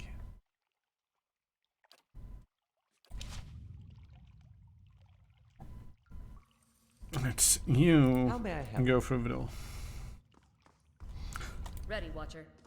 You are not ready to level up. Got it. I'm ready. Athletics. Oh no, let's put a point in survival. I think I'll put a point into survival just because it's useful to get that DR on a rest more than anything else. Greater lay hands modifies lay hands. See, this is one of the annoying things I feel with this, is it's like, now that it happens with a lot of games of this ilk, it's like once you start the leveling up process, it's like it becomes very difficult to cross-reference anything about your character. You know, from simple little things such as it's like, oh, I'll try to focus on that weapon. Is that a two-handed weapon? I would assume so. But there might be things like I'm trying to think of, you know, there's definitely so like two-handed sword, but I'm not seeing any of these focuses say two-handed sword. So is it a two-handed sword or is it a different, you know, and there's two-handed weapon style? Is that two-handed? She's not gripping it with two hands.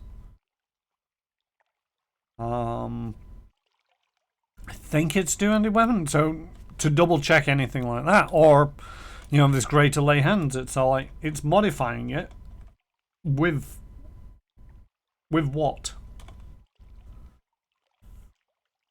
Because I'm pretty sure the lay hands actually at the moment heals health, whereas that's just doing endurance, which isn't very useful.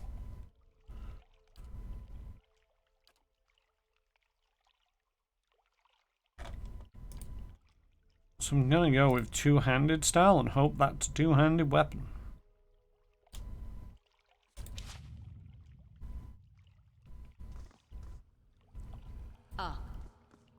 I'm pretty sure I'm right. I'm pretty sure it is a two-handed weapon. Yeah, unique greatsword, two-handed. And does she have full weapon-focused soldier, which includes a greatsword? But some of the swords, you know,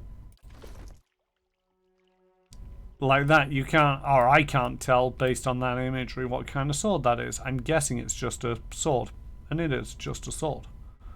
Oh, that's, so yeah, if I go over to them and put in that just for the moment, that's just a two-handed sword. Oh, that's a two-handed sword. That's an S-stock. Just by looking at it. So I'd have to come out of it and be sort of like, oh, is that a two-handed sword?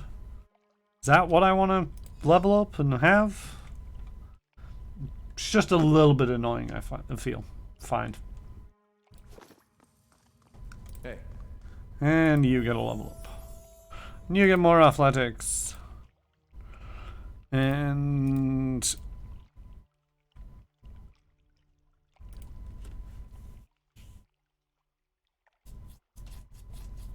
yeah, one-handed. Well, while wielding one hand, no, spit that again. While wielding a one-handed melee weapon, some attackers' hits are converted to crits.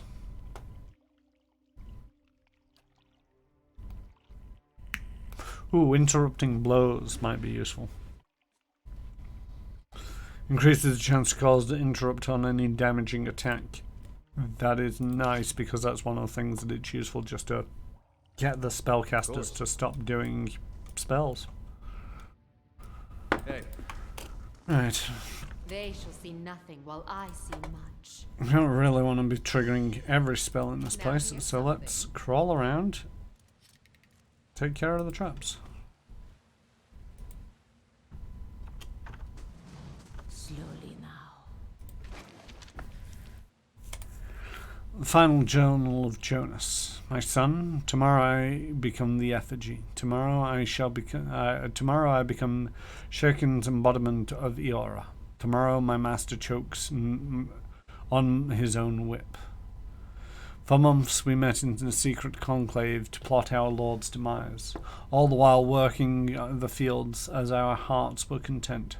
Shaken teaches us to plot with the mind while keeping one's face impassive, inscrutable. Fair fights are for those with armies. The quiet slave is our whetstone, our focus. In his worship, our cause finds focus, clarity, and possibility. Tomorrow, my master chokes on his own whip. I've read that one before, so I'm not going to do it again. And the Crypt Master's key. Yay! The key for the Crypt Master. Sharp eyes and keen I ears. think I forgot to loot something in here. Yes. Oh no, I did loot it. Hey.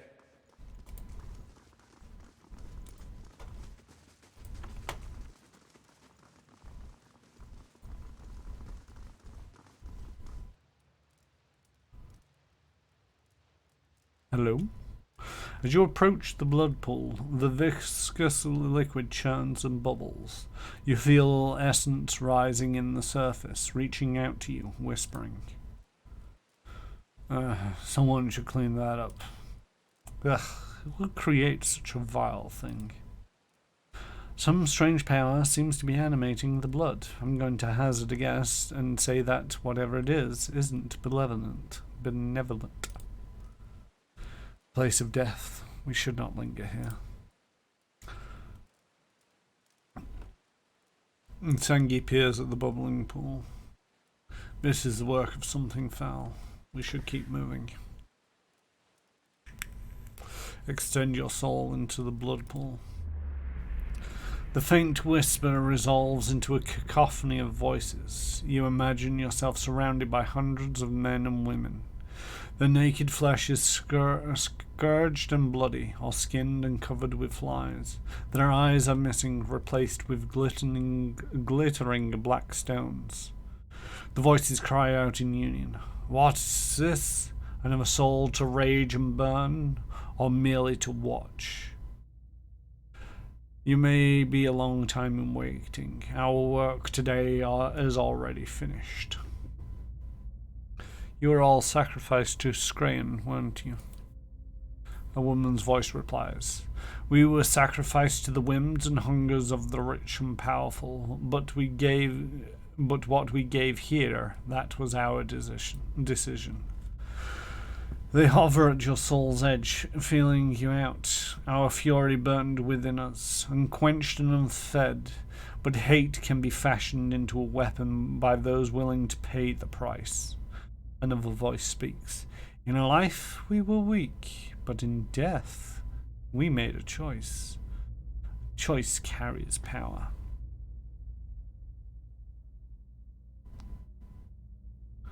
What kind of power?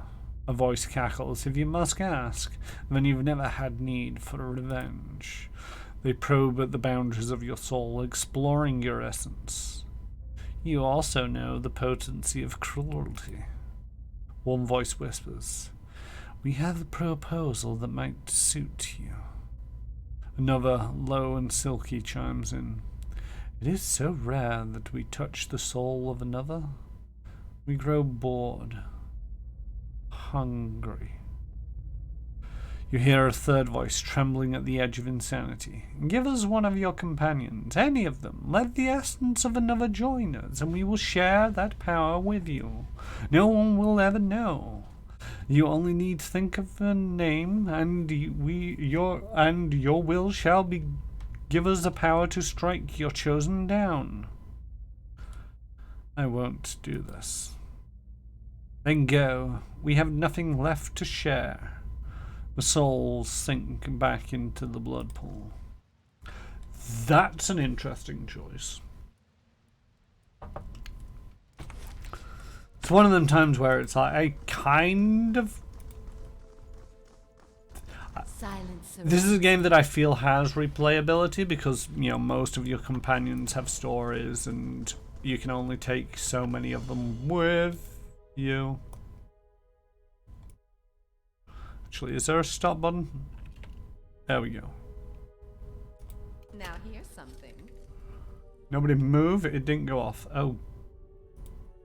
God, that's I'm ready. terribly close. I'm ready. Got it. Oh, that's a pain in my ass. How may I help? Hey. Certainly. I wish I hadn't invested all those points into lore. Ready, Watcher.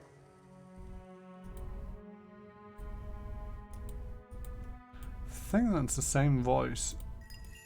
It's a person that you started the game. There's a caravan hand. Ah, no.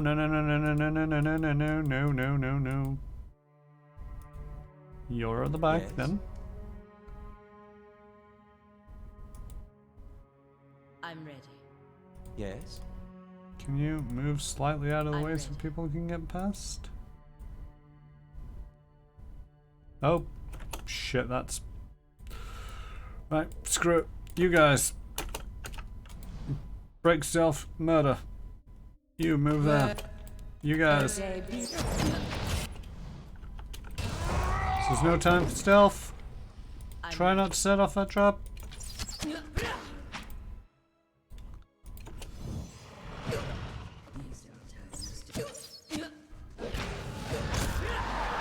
There we go. I think that's just going to be a pain in my ass.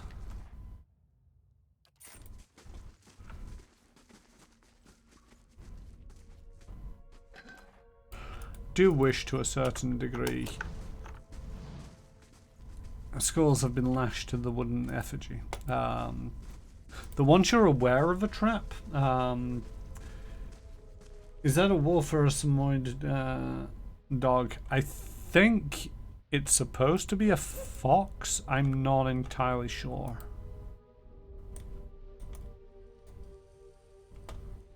It barks, so it might be a wolf. Or a dog. Does it tell me on their character sheet?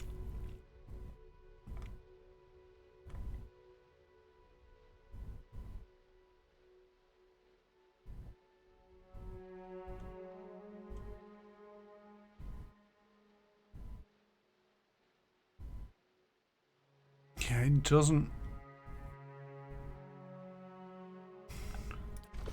If I speak to you, what happens? Tell me about Imatuk. She scratches behind his ear. A good hunter, but not much of a talker, and that's fine by me. When we hunt the Nessiquet, we almost bring our foxes with us. They help us track and flush game, and they're fearless defenders against bears and snow leopards. Clever Imatuk has always been my favour. He wags his bushy tail. It is a variant of a fox. I'm guessing I didn't see Arctic Fox Companion, but yes, that would be it. Both speaking to them, it says a fox, and you saw Arctic Fox Companion, so yes, it's a fox. That has pushed me towards the game. So yeah, they're a ranger. You do get more than enough companions. So, and if you have the White March installed, from what as far as I've read, from what I'm aware, is there is a companion for each class in the game. So no matter which class you choose to play, you're going to get a duplicate. Oh, they're over there. I mean, I'm gonna loot this. And then we're gonna wander across this bridge.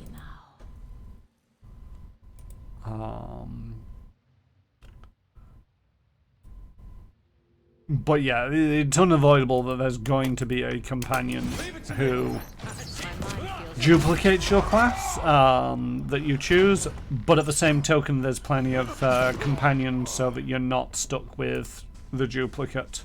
And there's not much of an alignment. There's an opinion system, so as long as you don't do terrible things to everybody, then I don't think they're going to abandon you.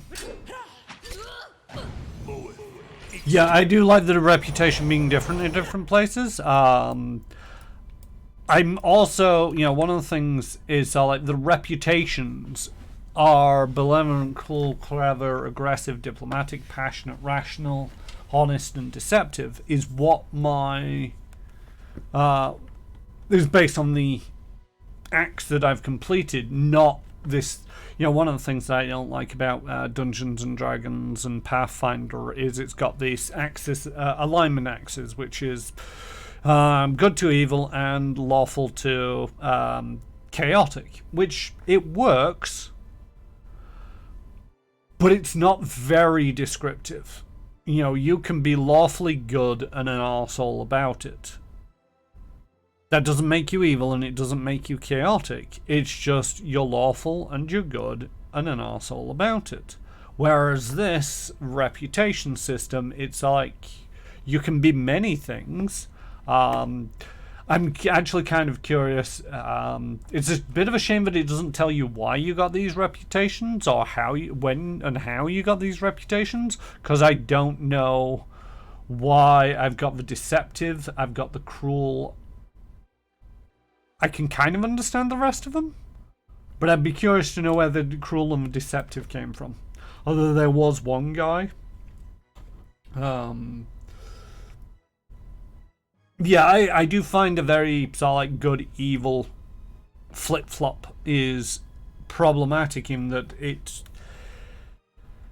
there are some actions. So I think the best one that I remember being very ambiguous is in Fallout 3. There's a DLC, Broken Steel, I think it's called, or the Pits. It might be the Pits. It's one where you get involved in the situation of a stolen baby and two people claiming the best for it, and because it's only got the good evil sliding scale of things, is the gamers or the developers of a game have made a decision as to what is a good selection. But because it's a video game that you don't, they're summarizing, these conversations that you have, you don't get to say exactly what you want. You get a feel for what you're saying.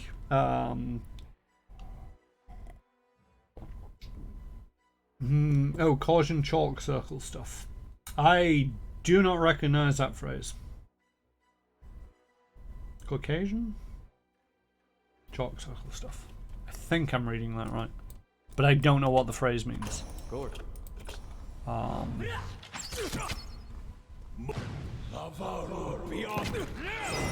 But yeah, it's all fine and well assuming that an action is good or evil, but there's nuances and there's little bits to any action where it's like it could be twisted one way or the other, and unless you get into the developer's mindset and agree with the developer's mindset, this quest line, for example, it's like I don't know to a certain degree whether this might be where I've gotten the deceptive or the cruel because of some of the choices that I made. Two posts stand firmly in the stonework, with the broken ropes falling into the dark chasm of a large cave. On the other side, there is a slight opening where a bridge may have led. The darkness below continues as far as you can see. Broken stone pillars, remnants of the missing bridge, rise from the abyss. Across the gap, you see the mouth of a tunnel. Wooden beams protrude from the stones on either side of the chasm. Despite their age, they look sturdy enough to hold a grappling hook and rope. Two posts stand firmly in the stonework, with broken ropes falling into the dark chasm of a large cavern. On the other side, there is a slight opening where the bridge may have led. Toss your rope and grappling hook across the chasm. No, you toss the grappling hook. You hold on to the rope. You aim at for the beams on the opposite side of the chasm and hurl your grappling hook across the gap. It snags on one of the beams, digging into the wood as you pull. With a couple of firm tugs, you determine that the connection is secure. You tie the free end of the rope to one of the beams next to you. The path ends in a precipice to the remains of the ruined bridge. Your rope bridge stretches across the gap. Shimmy across the chasm. That's a terrible idea. The rope remains taut under your weight, but you feel tension and vibration every movement as you shimmy across. The groans and creaks of the wooden beams echo in the abyss. You keep your progress slow and steady. The sounds of laboured breathing echoes across the chasm. Some of your party is tiring. You reach the other side safe, but exhausted. I mean, that was a choice.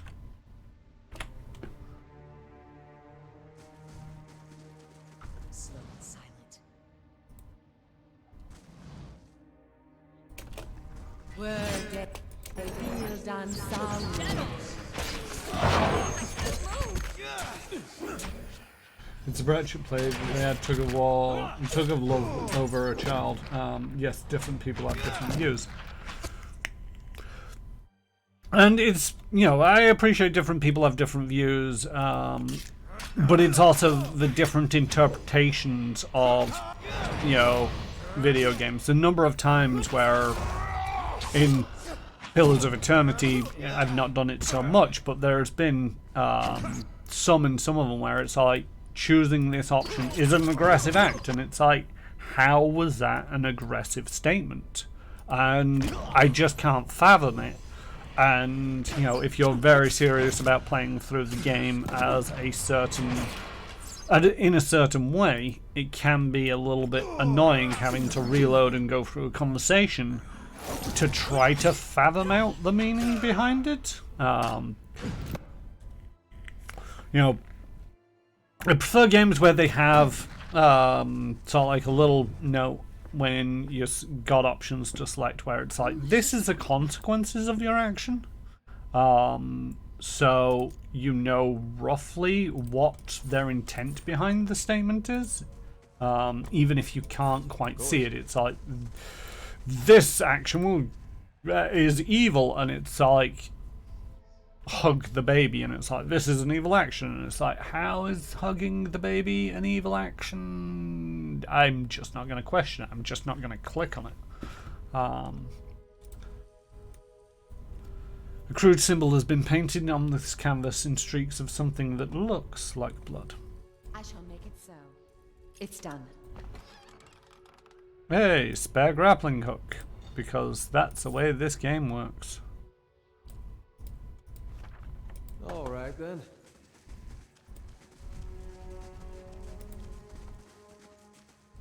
I'll see what I can find.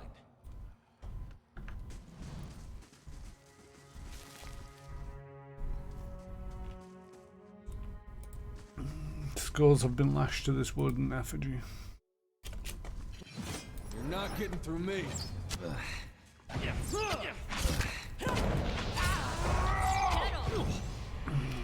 So have you played many games that are similar to this, or, you know, just general CRPGs? I like this style of game. I like the party combat, and I like, you know, the heavy narrative to it. One of the things that I will say is it doesn't lend itself to being a quick game, and it doesn't lend itself to being, ooh, that's not a pretty sight, you're getting your ass whooped. Run over there, Ramon, and just heal yourself, if you could. You're not looking pretty either. I think I need to throw out some spells? Some spells. Right, you go. And let's have some worms, and let's have some bleeding hearts. You're not looking good. You're very poisoned.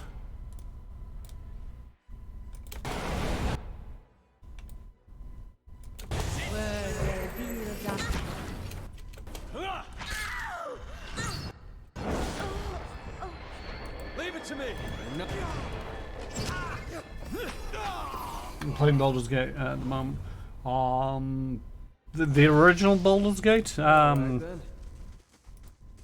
I'm assuming to a certain degree you're playing, even if you are playing Baldur's Gate, the original one. It's the enhanced edition. In which case, you know, like I said, yeah, the enhanced edition. Good choice. I do like it. I've never actually completed. No, I have completed Baldur's Gate back actually on the original discs before the enhanced edition. I've not completed Baldur's Gate 2 or its expansion, The Throne of Baal. It's just one of them. It takes a long time to play those games, and until recently, you know, I am very injured, and I could do with resting. I'm ready. But how much of a terrible idea is it to rest in this place? But yeah, I mentioned on the Discord, I mentioned about the Discord, RetroTed, one of the other streamers of the group, they're currently going through all of the on and off. They're sort of like interspacing it, but they played Baldur's Gate and then they played something else, and then they've moved on to Icewind Dale, and now they're going to be going on to Simon the Sorcerer, although I think they're going back to an older edition because the newer edition isn't great. But then they'll be doing another one of the original BioWare's Infinity Engine games. Played Fallout 3 and Watch 1 up until about halfway, enjoyed them, but that was enough. Yeah, I'm pretty much the same in terms of my gaming off stream. I've got a Steam library of a lot of games, cross genres. I played Fallout 3 is one that I actually completed, but I mainly mainlined that the first time I played it. So I got it, I installed it, and pretty much just over the course of a week, I played nothing else but Fallout 3 and did the main plot. But then, pretty much as soon as it was over, I started up a new character and started exploring and going other places. I really enjoyed that. The Witcher one is one of them where it's like I could never really get into it, although I think I actually own all of the Witcher games. I have a terrible habit of picking up games and never getting around to playing them. And, so many games like this. The first game I played was Pathfinder Kingmaker, Numenera Torment Tides of Numenera, Pillars of Eternity. I'm trying to think of any other games of a similar genre that I've played on this channel. I think that's it for now. But at the same token, these are all games that I'd played for on and off and gotten so far, and it's like, yeah, this is an enjoyable game, gotten so far, and it's like, I don't really feel like playing that at the moment. And then by the time I go back to them, it's like, I have no idea what's going on. Why did I make these choices? Who are these party members? So I'd end up restarting the game, trying a different build. That kind of behavior does not lend itself to completing games very often.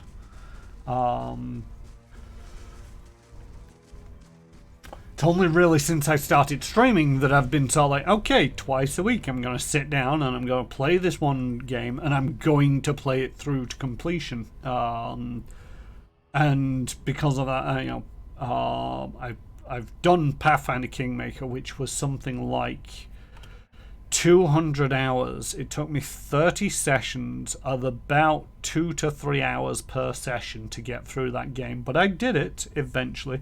If you can see how my mentality towards a game sort of like degrades over time, as by the end of it I was just like, please just let it finish, please let this be the final boss of this game. It went on for quite a while longer after the first time I said that. But overall I enjoyed it. I wouldn't continue playing a game if I wasn't enjoying it. But that one did test me. No other games I feel that I've got on the list at the moment to be played are anywhere near that long. Yay, it's a hireling's payday. We paid them. Greeder, an animancer has requested an audience with you. She was nearly set upon by brigands on the road, but our patrols intervened. Yeah. You got 8 days to go see them.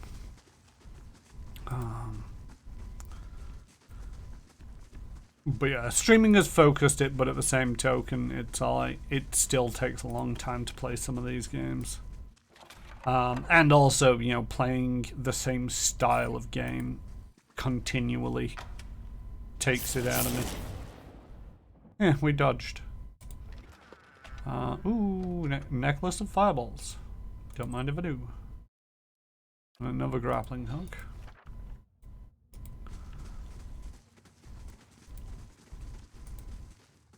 Does that say the same thing as every other banner in this place? Word.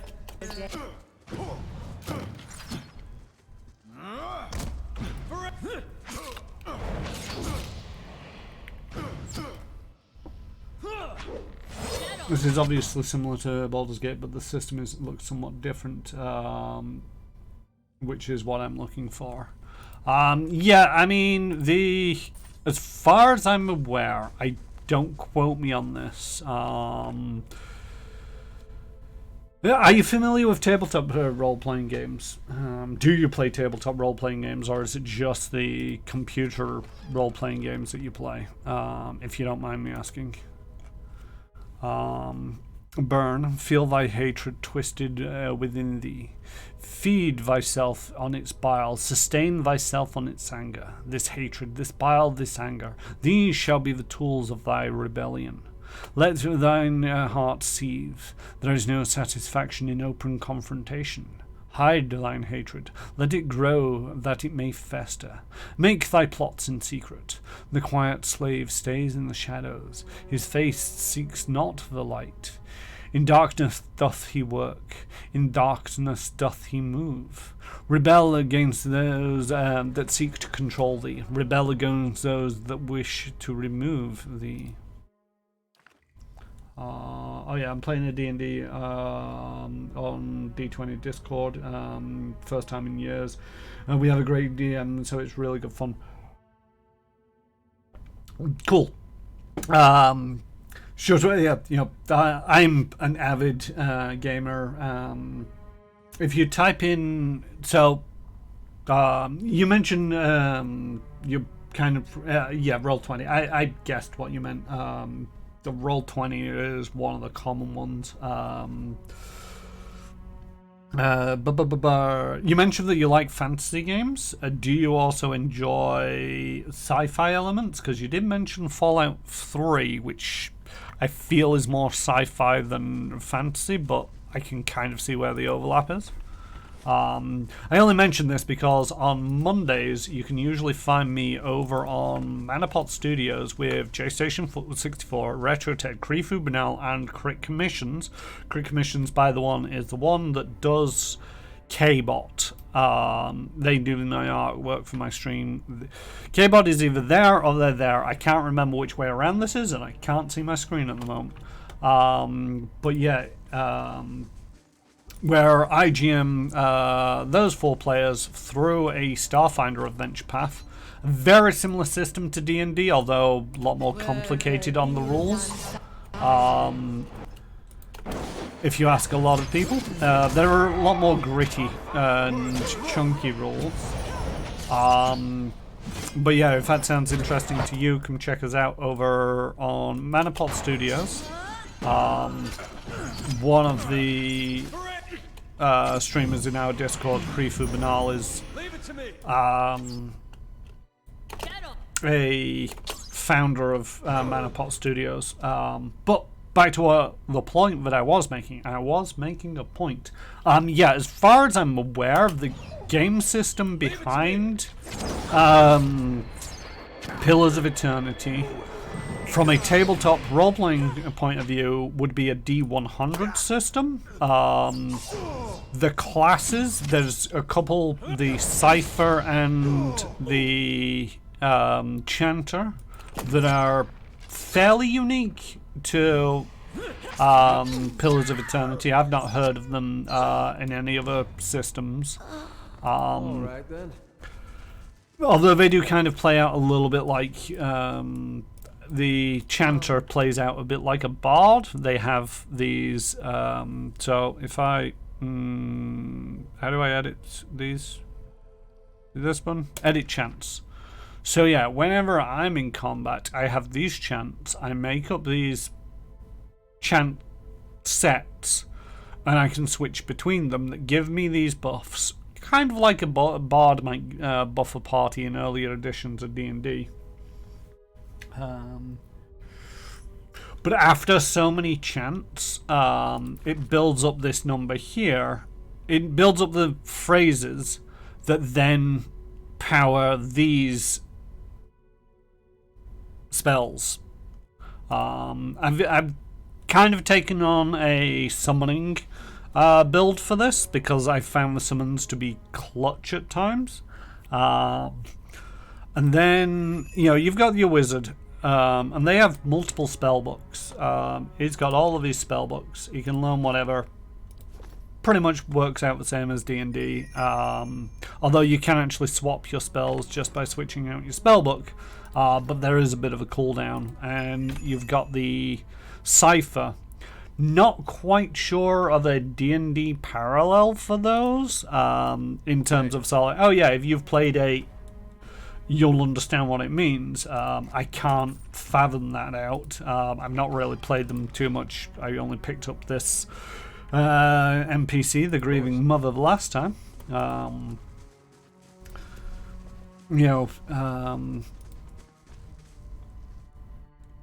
If you're interested, if you go check out my YouTube channel, you'll also see.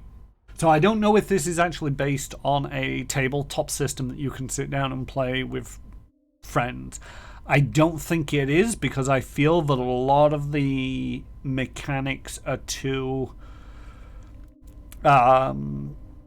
it could be done at a table, but I feel that it would be too much math to be done at a table. Taking away from that dynamicness of the actually being able to play the game fluidly. You'd just be spending most of your time sat there doing math, which a lot of people don't want to be strictly doing when they're trying to play a game on a tabletop. So I don't know if it's based on a real rule set or a playable rule set anyway.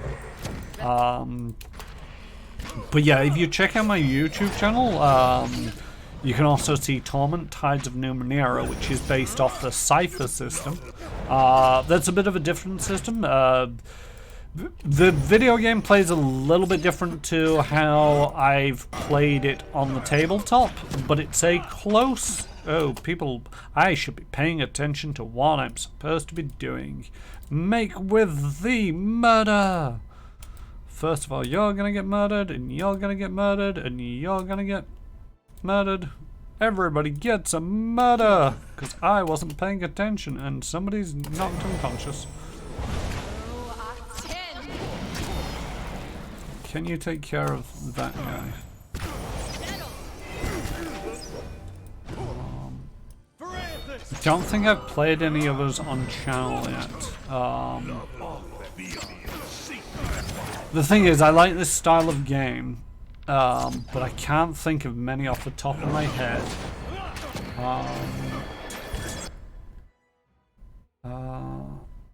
Did you ever play MERP, Tables for Everything? I have not played MERP. I'm aware of some role-playing games. There's one called Rolemaster, and it's a D100 game, and what you'll do is, I think you need to roll on, every weapon in the game has its own table. So first of all, you roll to hit, and if you hit by whatever math it is, you then pick up your D100 again and roll it again, and that tells you what you do in terms of Middle-earth role-playing. Yeah, I've not played anything of the Middle-earth Lord of the Rings. I don't mind it, but at the same token, it's like Lord of the Rings to me it's good, it's great, but there's a lot of lore behind it that I don't quite get, and I don't have the patience to read Tolkien's work. So I always feel like I don't know what's going on half the time when people get deep into Lord of the Rings or Middle-earth discussions. Yeah, it's the same people who did Rolemaster and Merp. That's fair enough. And yeah, this is the thing. You roll a D100 and it tell you exactly how you hit them. And, I can just imagine your character document, because it would have to be a document. If you had like 3 weapons, it's 3 pages, and the rest of it just seems very much like But yeah, I've not played Middle-earth. I don't mind Lord of the Rings stuff. I don't like Tolkien's writing style. Nothing wrong with what he's written. He was very creative and very good for his time on that whole thing. Not dissing him in any way, shape, or form on that front. I just cannot stand his writing style.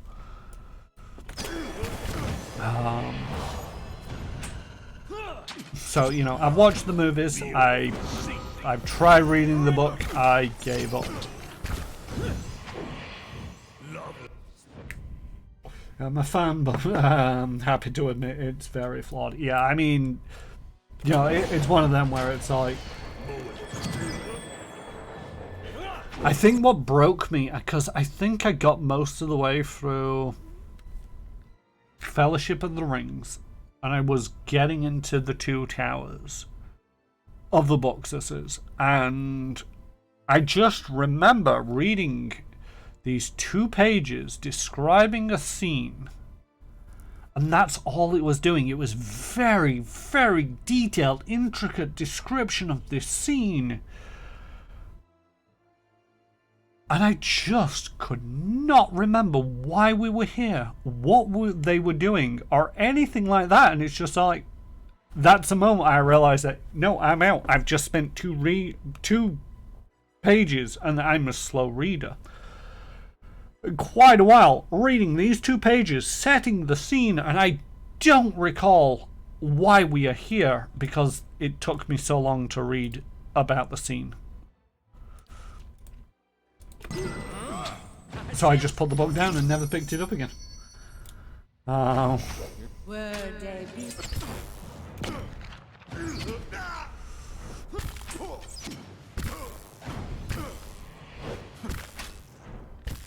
But yeah, I have to be careful, or I feel like I have to be careful prefacing it with some people as to like exactly why I like Tolkien, but I don't like his writing style, because people can get very defensive about Tolkien at times.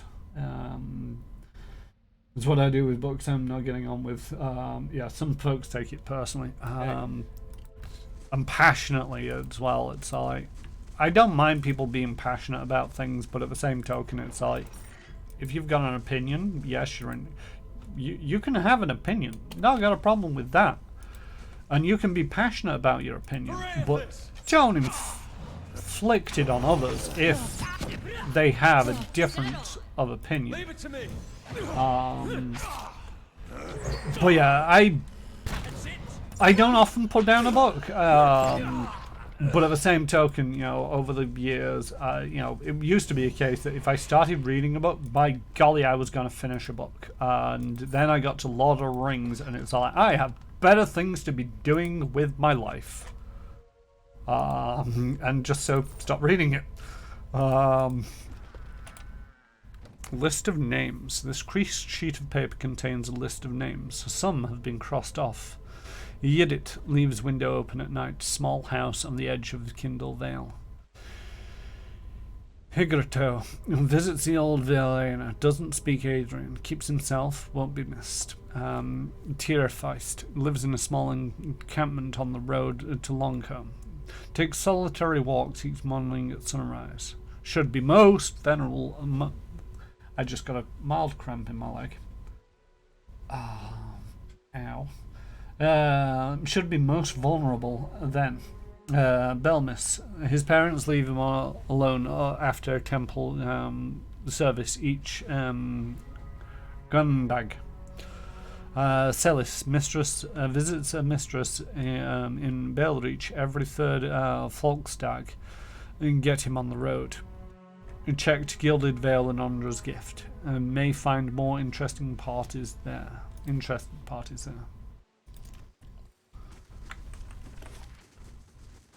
have no idea what else I'm doing in this dungeon, apart from clearing it out of cultists. The torture rack is splattered in blood and gouged by fingernails.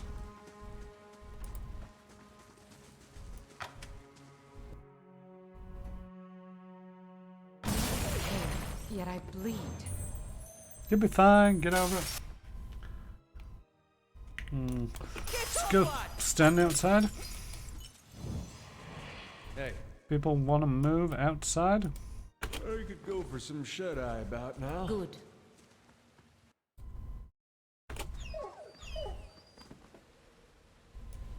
All right then. Well, one good thing about the ranger pets in this is they are immortal. Any character, you've got endurance and you've got health. When your endurance reaches 0, you get knocked out. But you have a lot more health than you have endurance. So at the end of the fight, you'll get back up. Your health will regenerate. Your endurance will regenerate up to your maximum endurance, or up to the amount of health you've got. When your health gets down to 0, then you're dead. But because of the way that works, you know, it can take. You know, you've seen me playing this. Nobody's died. I've gone through a fair number of combats in a day. You can get through a fair number of combats and nobody dies. and then it's time to rest up.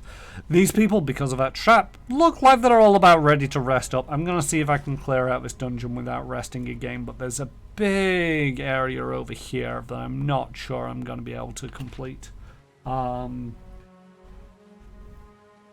Yeah, that's the thing. It's like some of them did get knocked out and they get injuries. So Ida here, they got knocked out and now are suffering with frostbite. So their fortitude is a -15 and they get a -8 on damage reduction against freeze. So they'll take more damage from freeze attacks.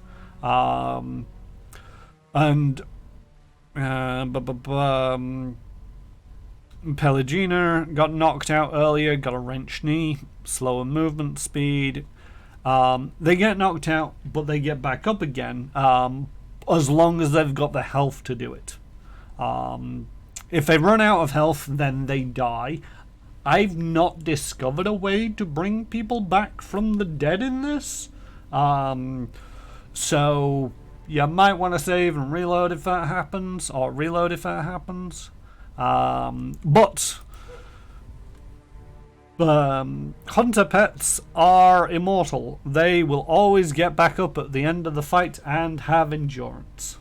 So if you're one of them players who is very reluctant to put their pet in harm's way, fair enough, but in this you don't need to worry, because the worst that will happen is they'll get knocked out and they'll get up again afterwards. And it was not worth the dying, or nearly dying for. Right, so that opens up that door, which allows me to go back through to this part. There's still this, which I think leads out of here. I don't know. But there's that door there, and there's that walkway there. Over on this side of the place. God dang it. I was just saving because it's all, let's save before we run into any more traps. They're petrified. Is that going to go away? Yeah, it's going to go away eventually. But yeah, I do feel that this so like health and endurance is a nice balance. Not sure, you know, it's one of them annoying things I find in Baldur's Gate sometimes is sorry.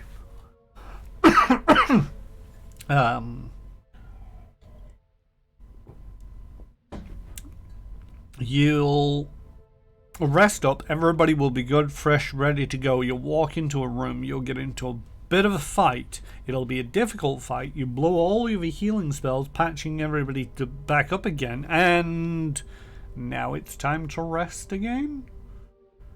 You don't really want to press forward because you nearly died in the first room and you're out of healing spells, but it feels a bit weird to basically rest for 8 hours, do one room, then run away again to rest for 8 hours to do the next room.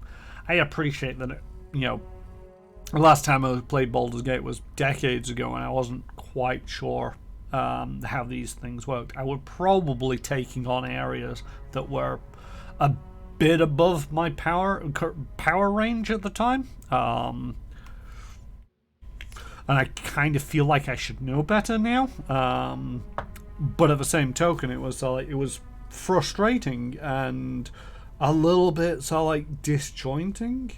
Where this is you know, yes, okay, if you get into a fight where people just get knocked out left, right, and center, you've lost the game. But if you get into a fight and somebody gets knocked out straight away, it's like, that's a tough fight. Go somewhere else. But otherwise, you can keep, you know, going through the rooms and getting a fair amount out of an adventuring day before you have to stop and rest. Which I feel is a nice touch.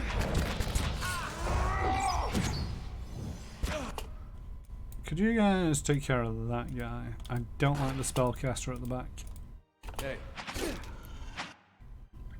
Nope, one of them died. There we go.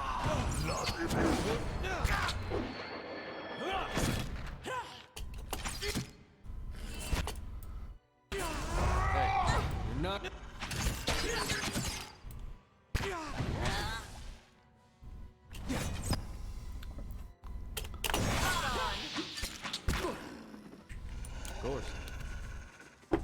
But yeah, this is another reason why I'm not entirely sure if this is a tabletop system, because of the whole way that the health and endurance works. You've got a lot of health, endurance, you've got even more health, and I really should learn to check for traps. Because I am nearly dead now. Alright, we are gonna have to rest up.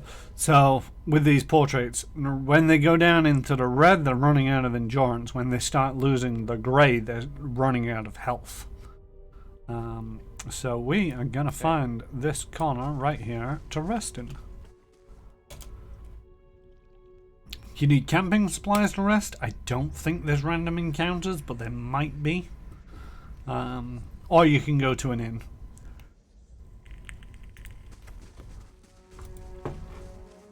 Nice and quiet.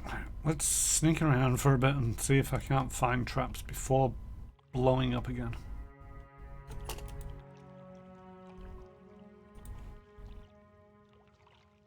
Leave it to me!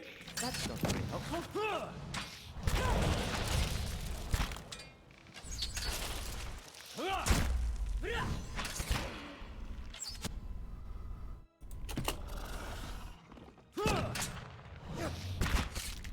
Can't get a good shot with this.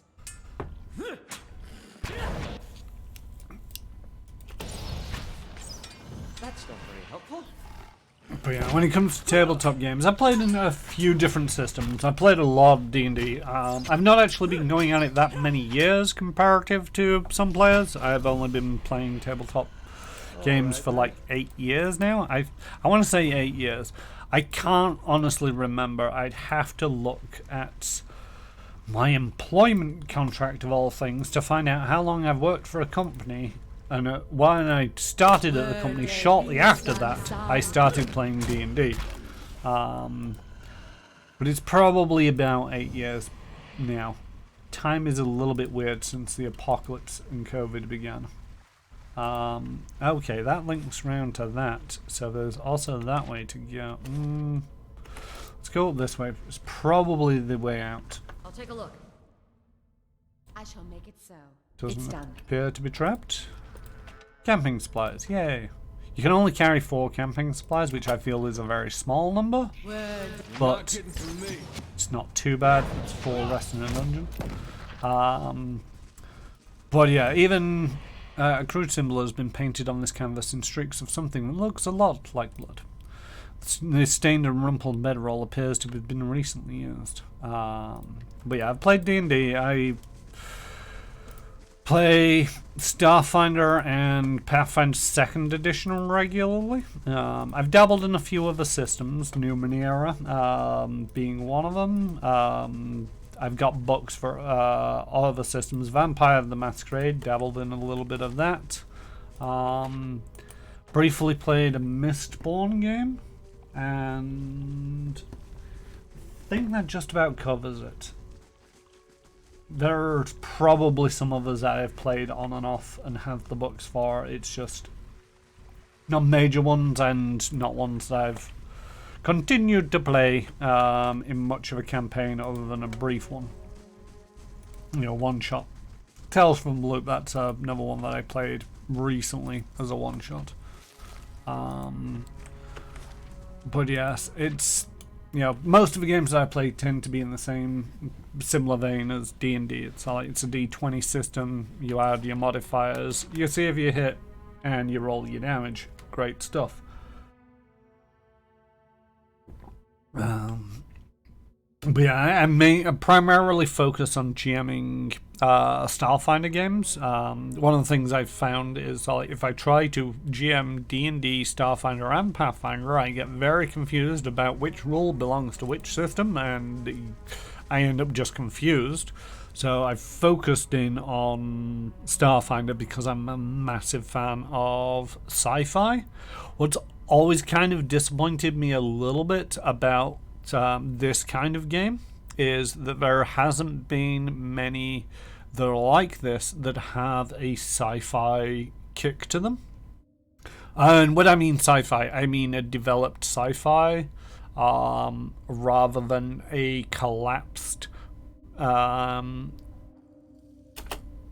sci-fi world. So what I mean by that is Numenera is a sci-fi system because it's set in the distant future.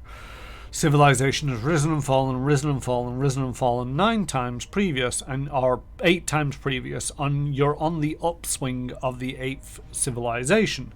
So there's all this tech lying around that nobody really understands. So it's kind of like magic, but it's got a technological footing. And so yeah, it's sci-fi, I get it, but at the same token, it's a collapsed world. You're on your way up. You're not at the peak, as it were. So there is Numenera that's been done in this. Starfinder, you're at the peak. You're out there exploring worlds, and you're doing things like Mass Effect. But there's very few, so like squad-based, over isometric view, if it can be called isometric. There's a lot of these final Jonases of final journals of Jonas. I think that's a religious scripture of the people that I've just murdered, the cultists. The thick hide stretched thin upon the rack looks like it came from a Stelgar. The curing and waterproofing agent slathered over it give off a heavy odour.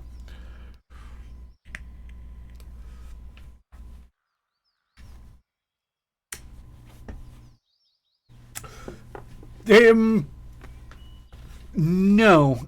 I'd say no. In 40k, it's not quite collapsed. You do have Dark Age technology and Lost technology, but you're still the same people that developed the technology, so you have a rough idea of what its purpose was. Yes, there are like places and parts of the world that are the universe where it's like the information is just completely gone, but it is still, there's a lot of stuff that is functional.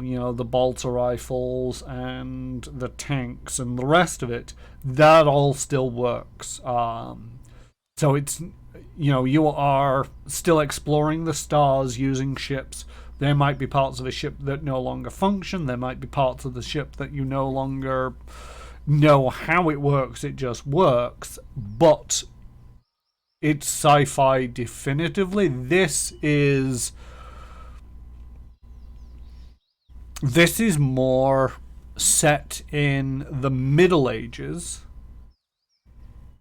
If civilization has collapsed to the point where everybody alive today is dead, and the people around are only aware of the things that we've left behind, and have absolutely zero idea of how it came to be in the first place. In 40k, we know where things were created. We know where things that happened, but the information has been lost. What are you, Effigy's eyes? Sheban, stop her! He raises his axe, rage in his eyes. I mean, we're just coming out of your storage room. I don't know why the offensive.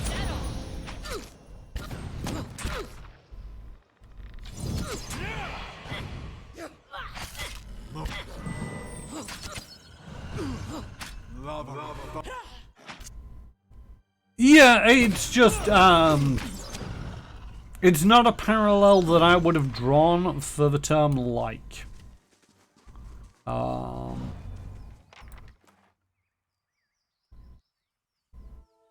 Is all I'm saying.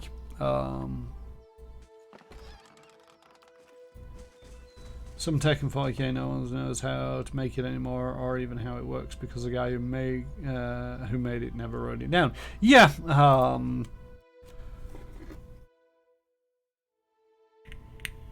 And I'm not disagreeing with you. It has similarities there. It's just one that I wouldn't have drawn the parallels to, because, you know, by the same token, you could argue that BattleTech is very similar to 40k. That is a parallel that I would draw. Where I'm from, we see a feathered lady, we start worrying maybe her dad got frisky with his hens. I guess you can always trust a farm boy's head to go there first. You know, 40k and the BattleTech universe, they are probably more similar in the terms of lost tech. Nobody knows how to make these things anymore. Production has been stymied, that kind of thing. STCs are so prized because they're complete blueprints, including how to use the thing for dummies manual as a result. Yeah, and the same appears in the BattleTech universe.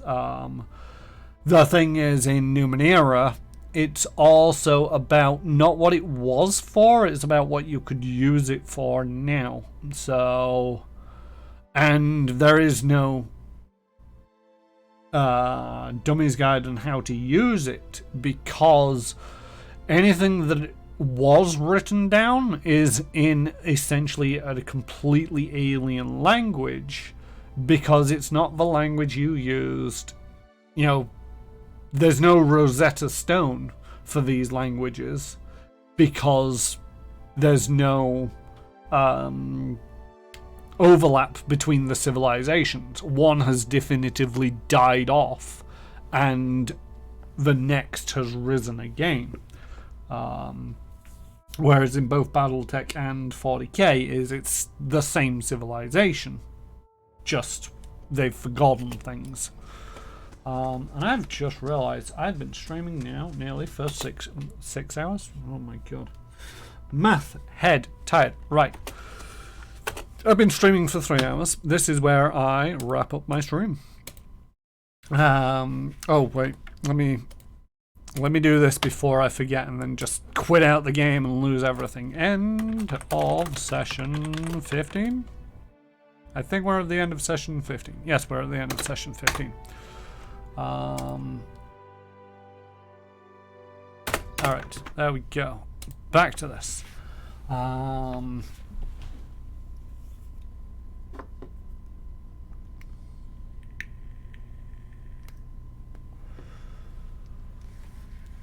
But yes, thank you all for joining me this evening. This has been session 15 of Pillars of Eternity. I will be back on Thursday for more Pillars of Eternity, slightly later time at 8 p.m. To 11 p.m. GMT, and I will be back playing probably Prey, hopefully with JStation64 and Mancat_UK joining me on the comms, so I don't get too scared, but they probably will cause me to jump scare, if that's something you're interested in watching, a guy jumping around. I went back and watched one of the times that Magcat snuck in on the audio and said hello, and it's like I jumped so much. Anyway, but yes, that's my schedule. Otherwise, I'll be back here on Tuesday. You can also find me over on Manapot Studios on Monday, where I am jamming All That Glitters Explode, which is a Starfinder Adventure Path, where we play Paizo's Fly Free or Die. In the meantime, you can usually find me over on our Discord channel, or our Discord server, where, like I've said, there's a lot of people who have a similar streaming and or mindset, so it's a great place to... I cannot type Discord. There we go. And also, if you stream yourselves or have anything else that you wish to promote, there's a place to do that on the Discord. And I think that just about covers it. We are going to find out if there's somebody worthwhile rating. Streaming at the moment, it's Tuesday. Tuesday's a bit hit and miss at times, because there's sometimes where a few people are streaming that I know. And there are other times that nobody I know is streaming. On Thursdays and Fridays, it's a little bit more consistent because I know exactly who is doing what. Bar.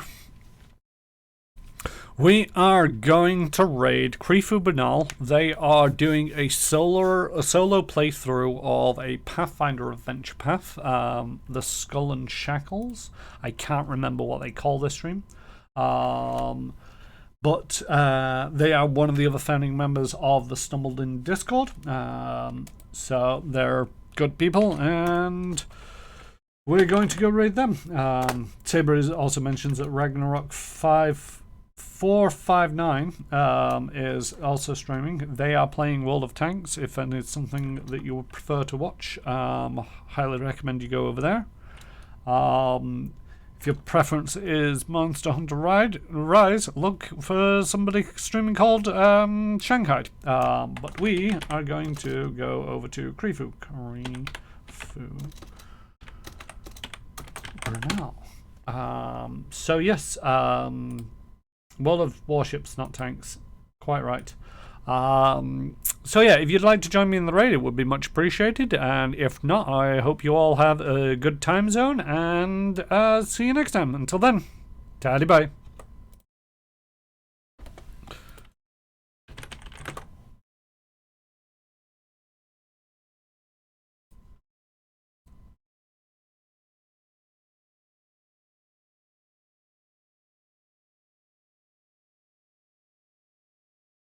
There would usually be music at this point, but it just crashed on me, so dum diddy dum dum dum diddy dum dum da dum diddy dum diddy dum diddy dum da da.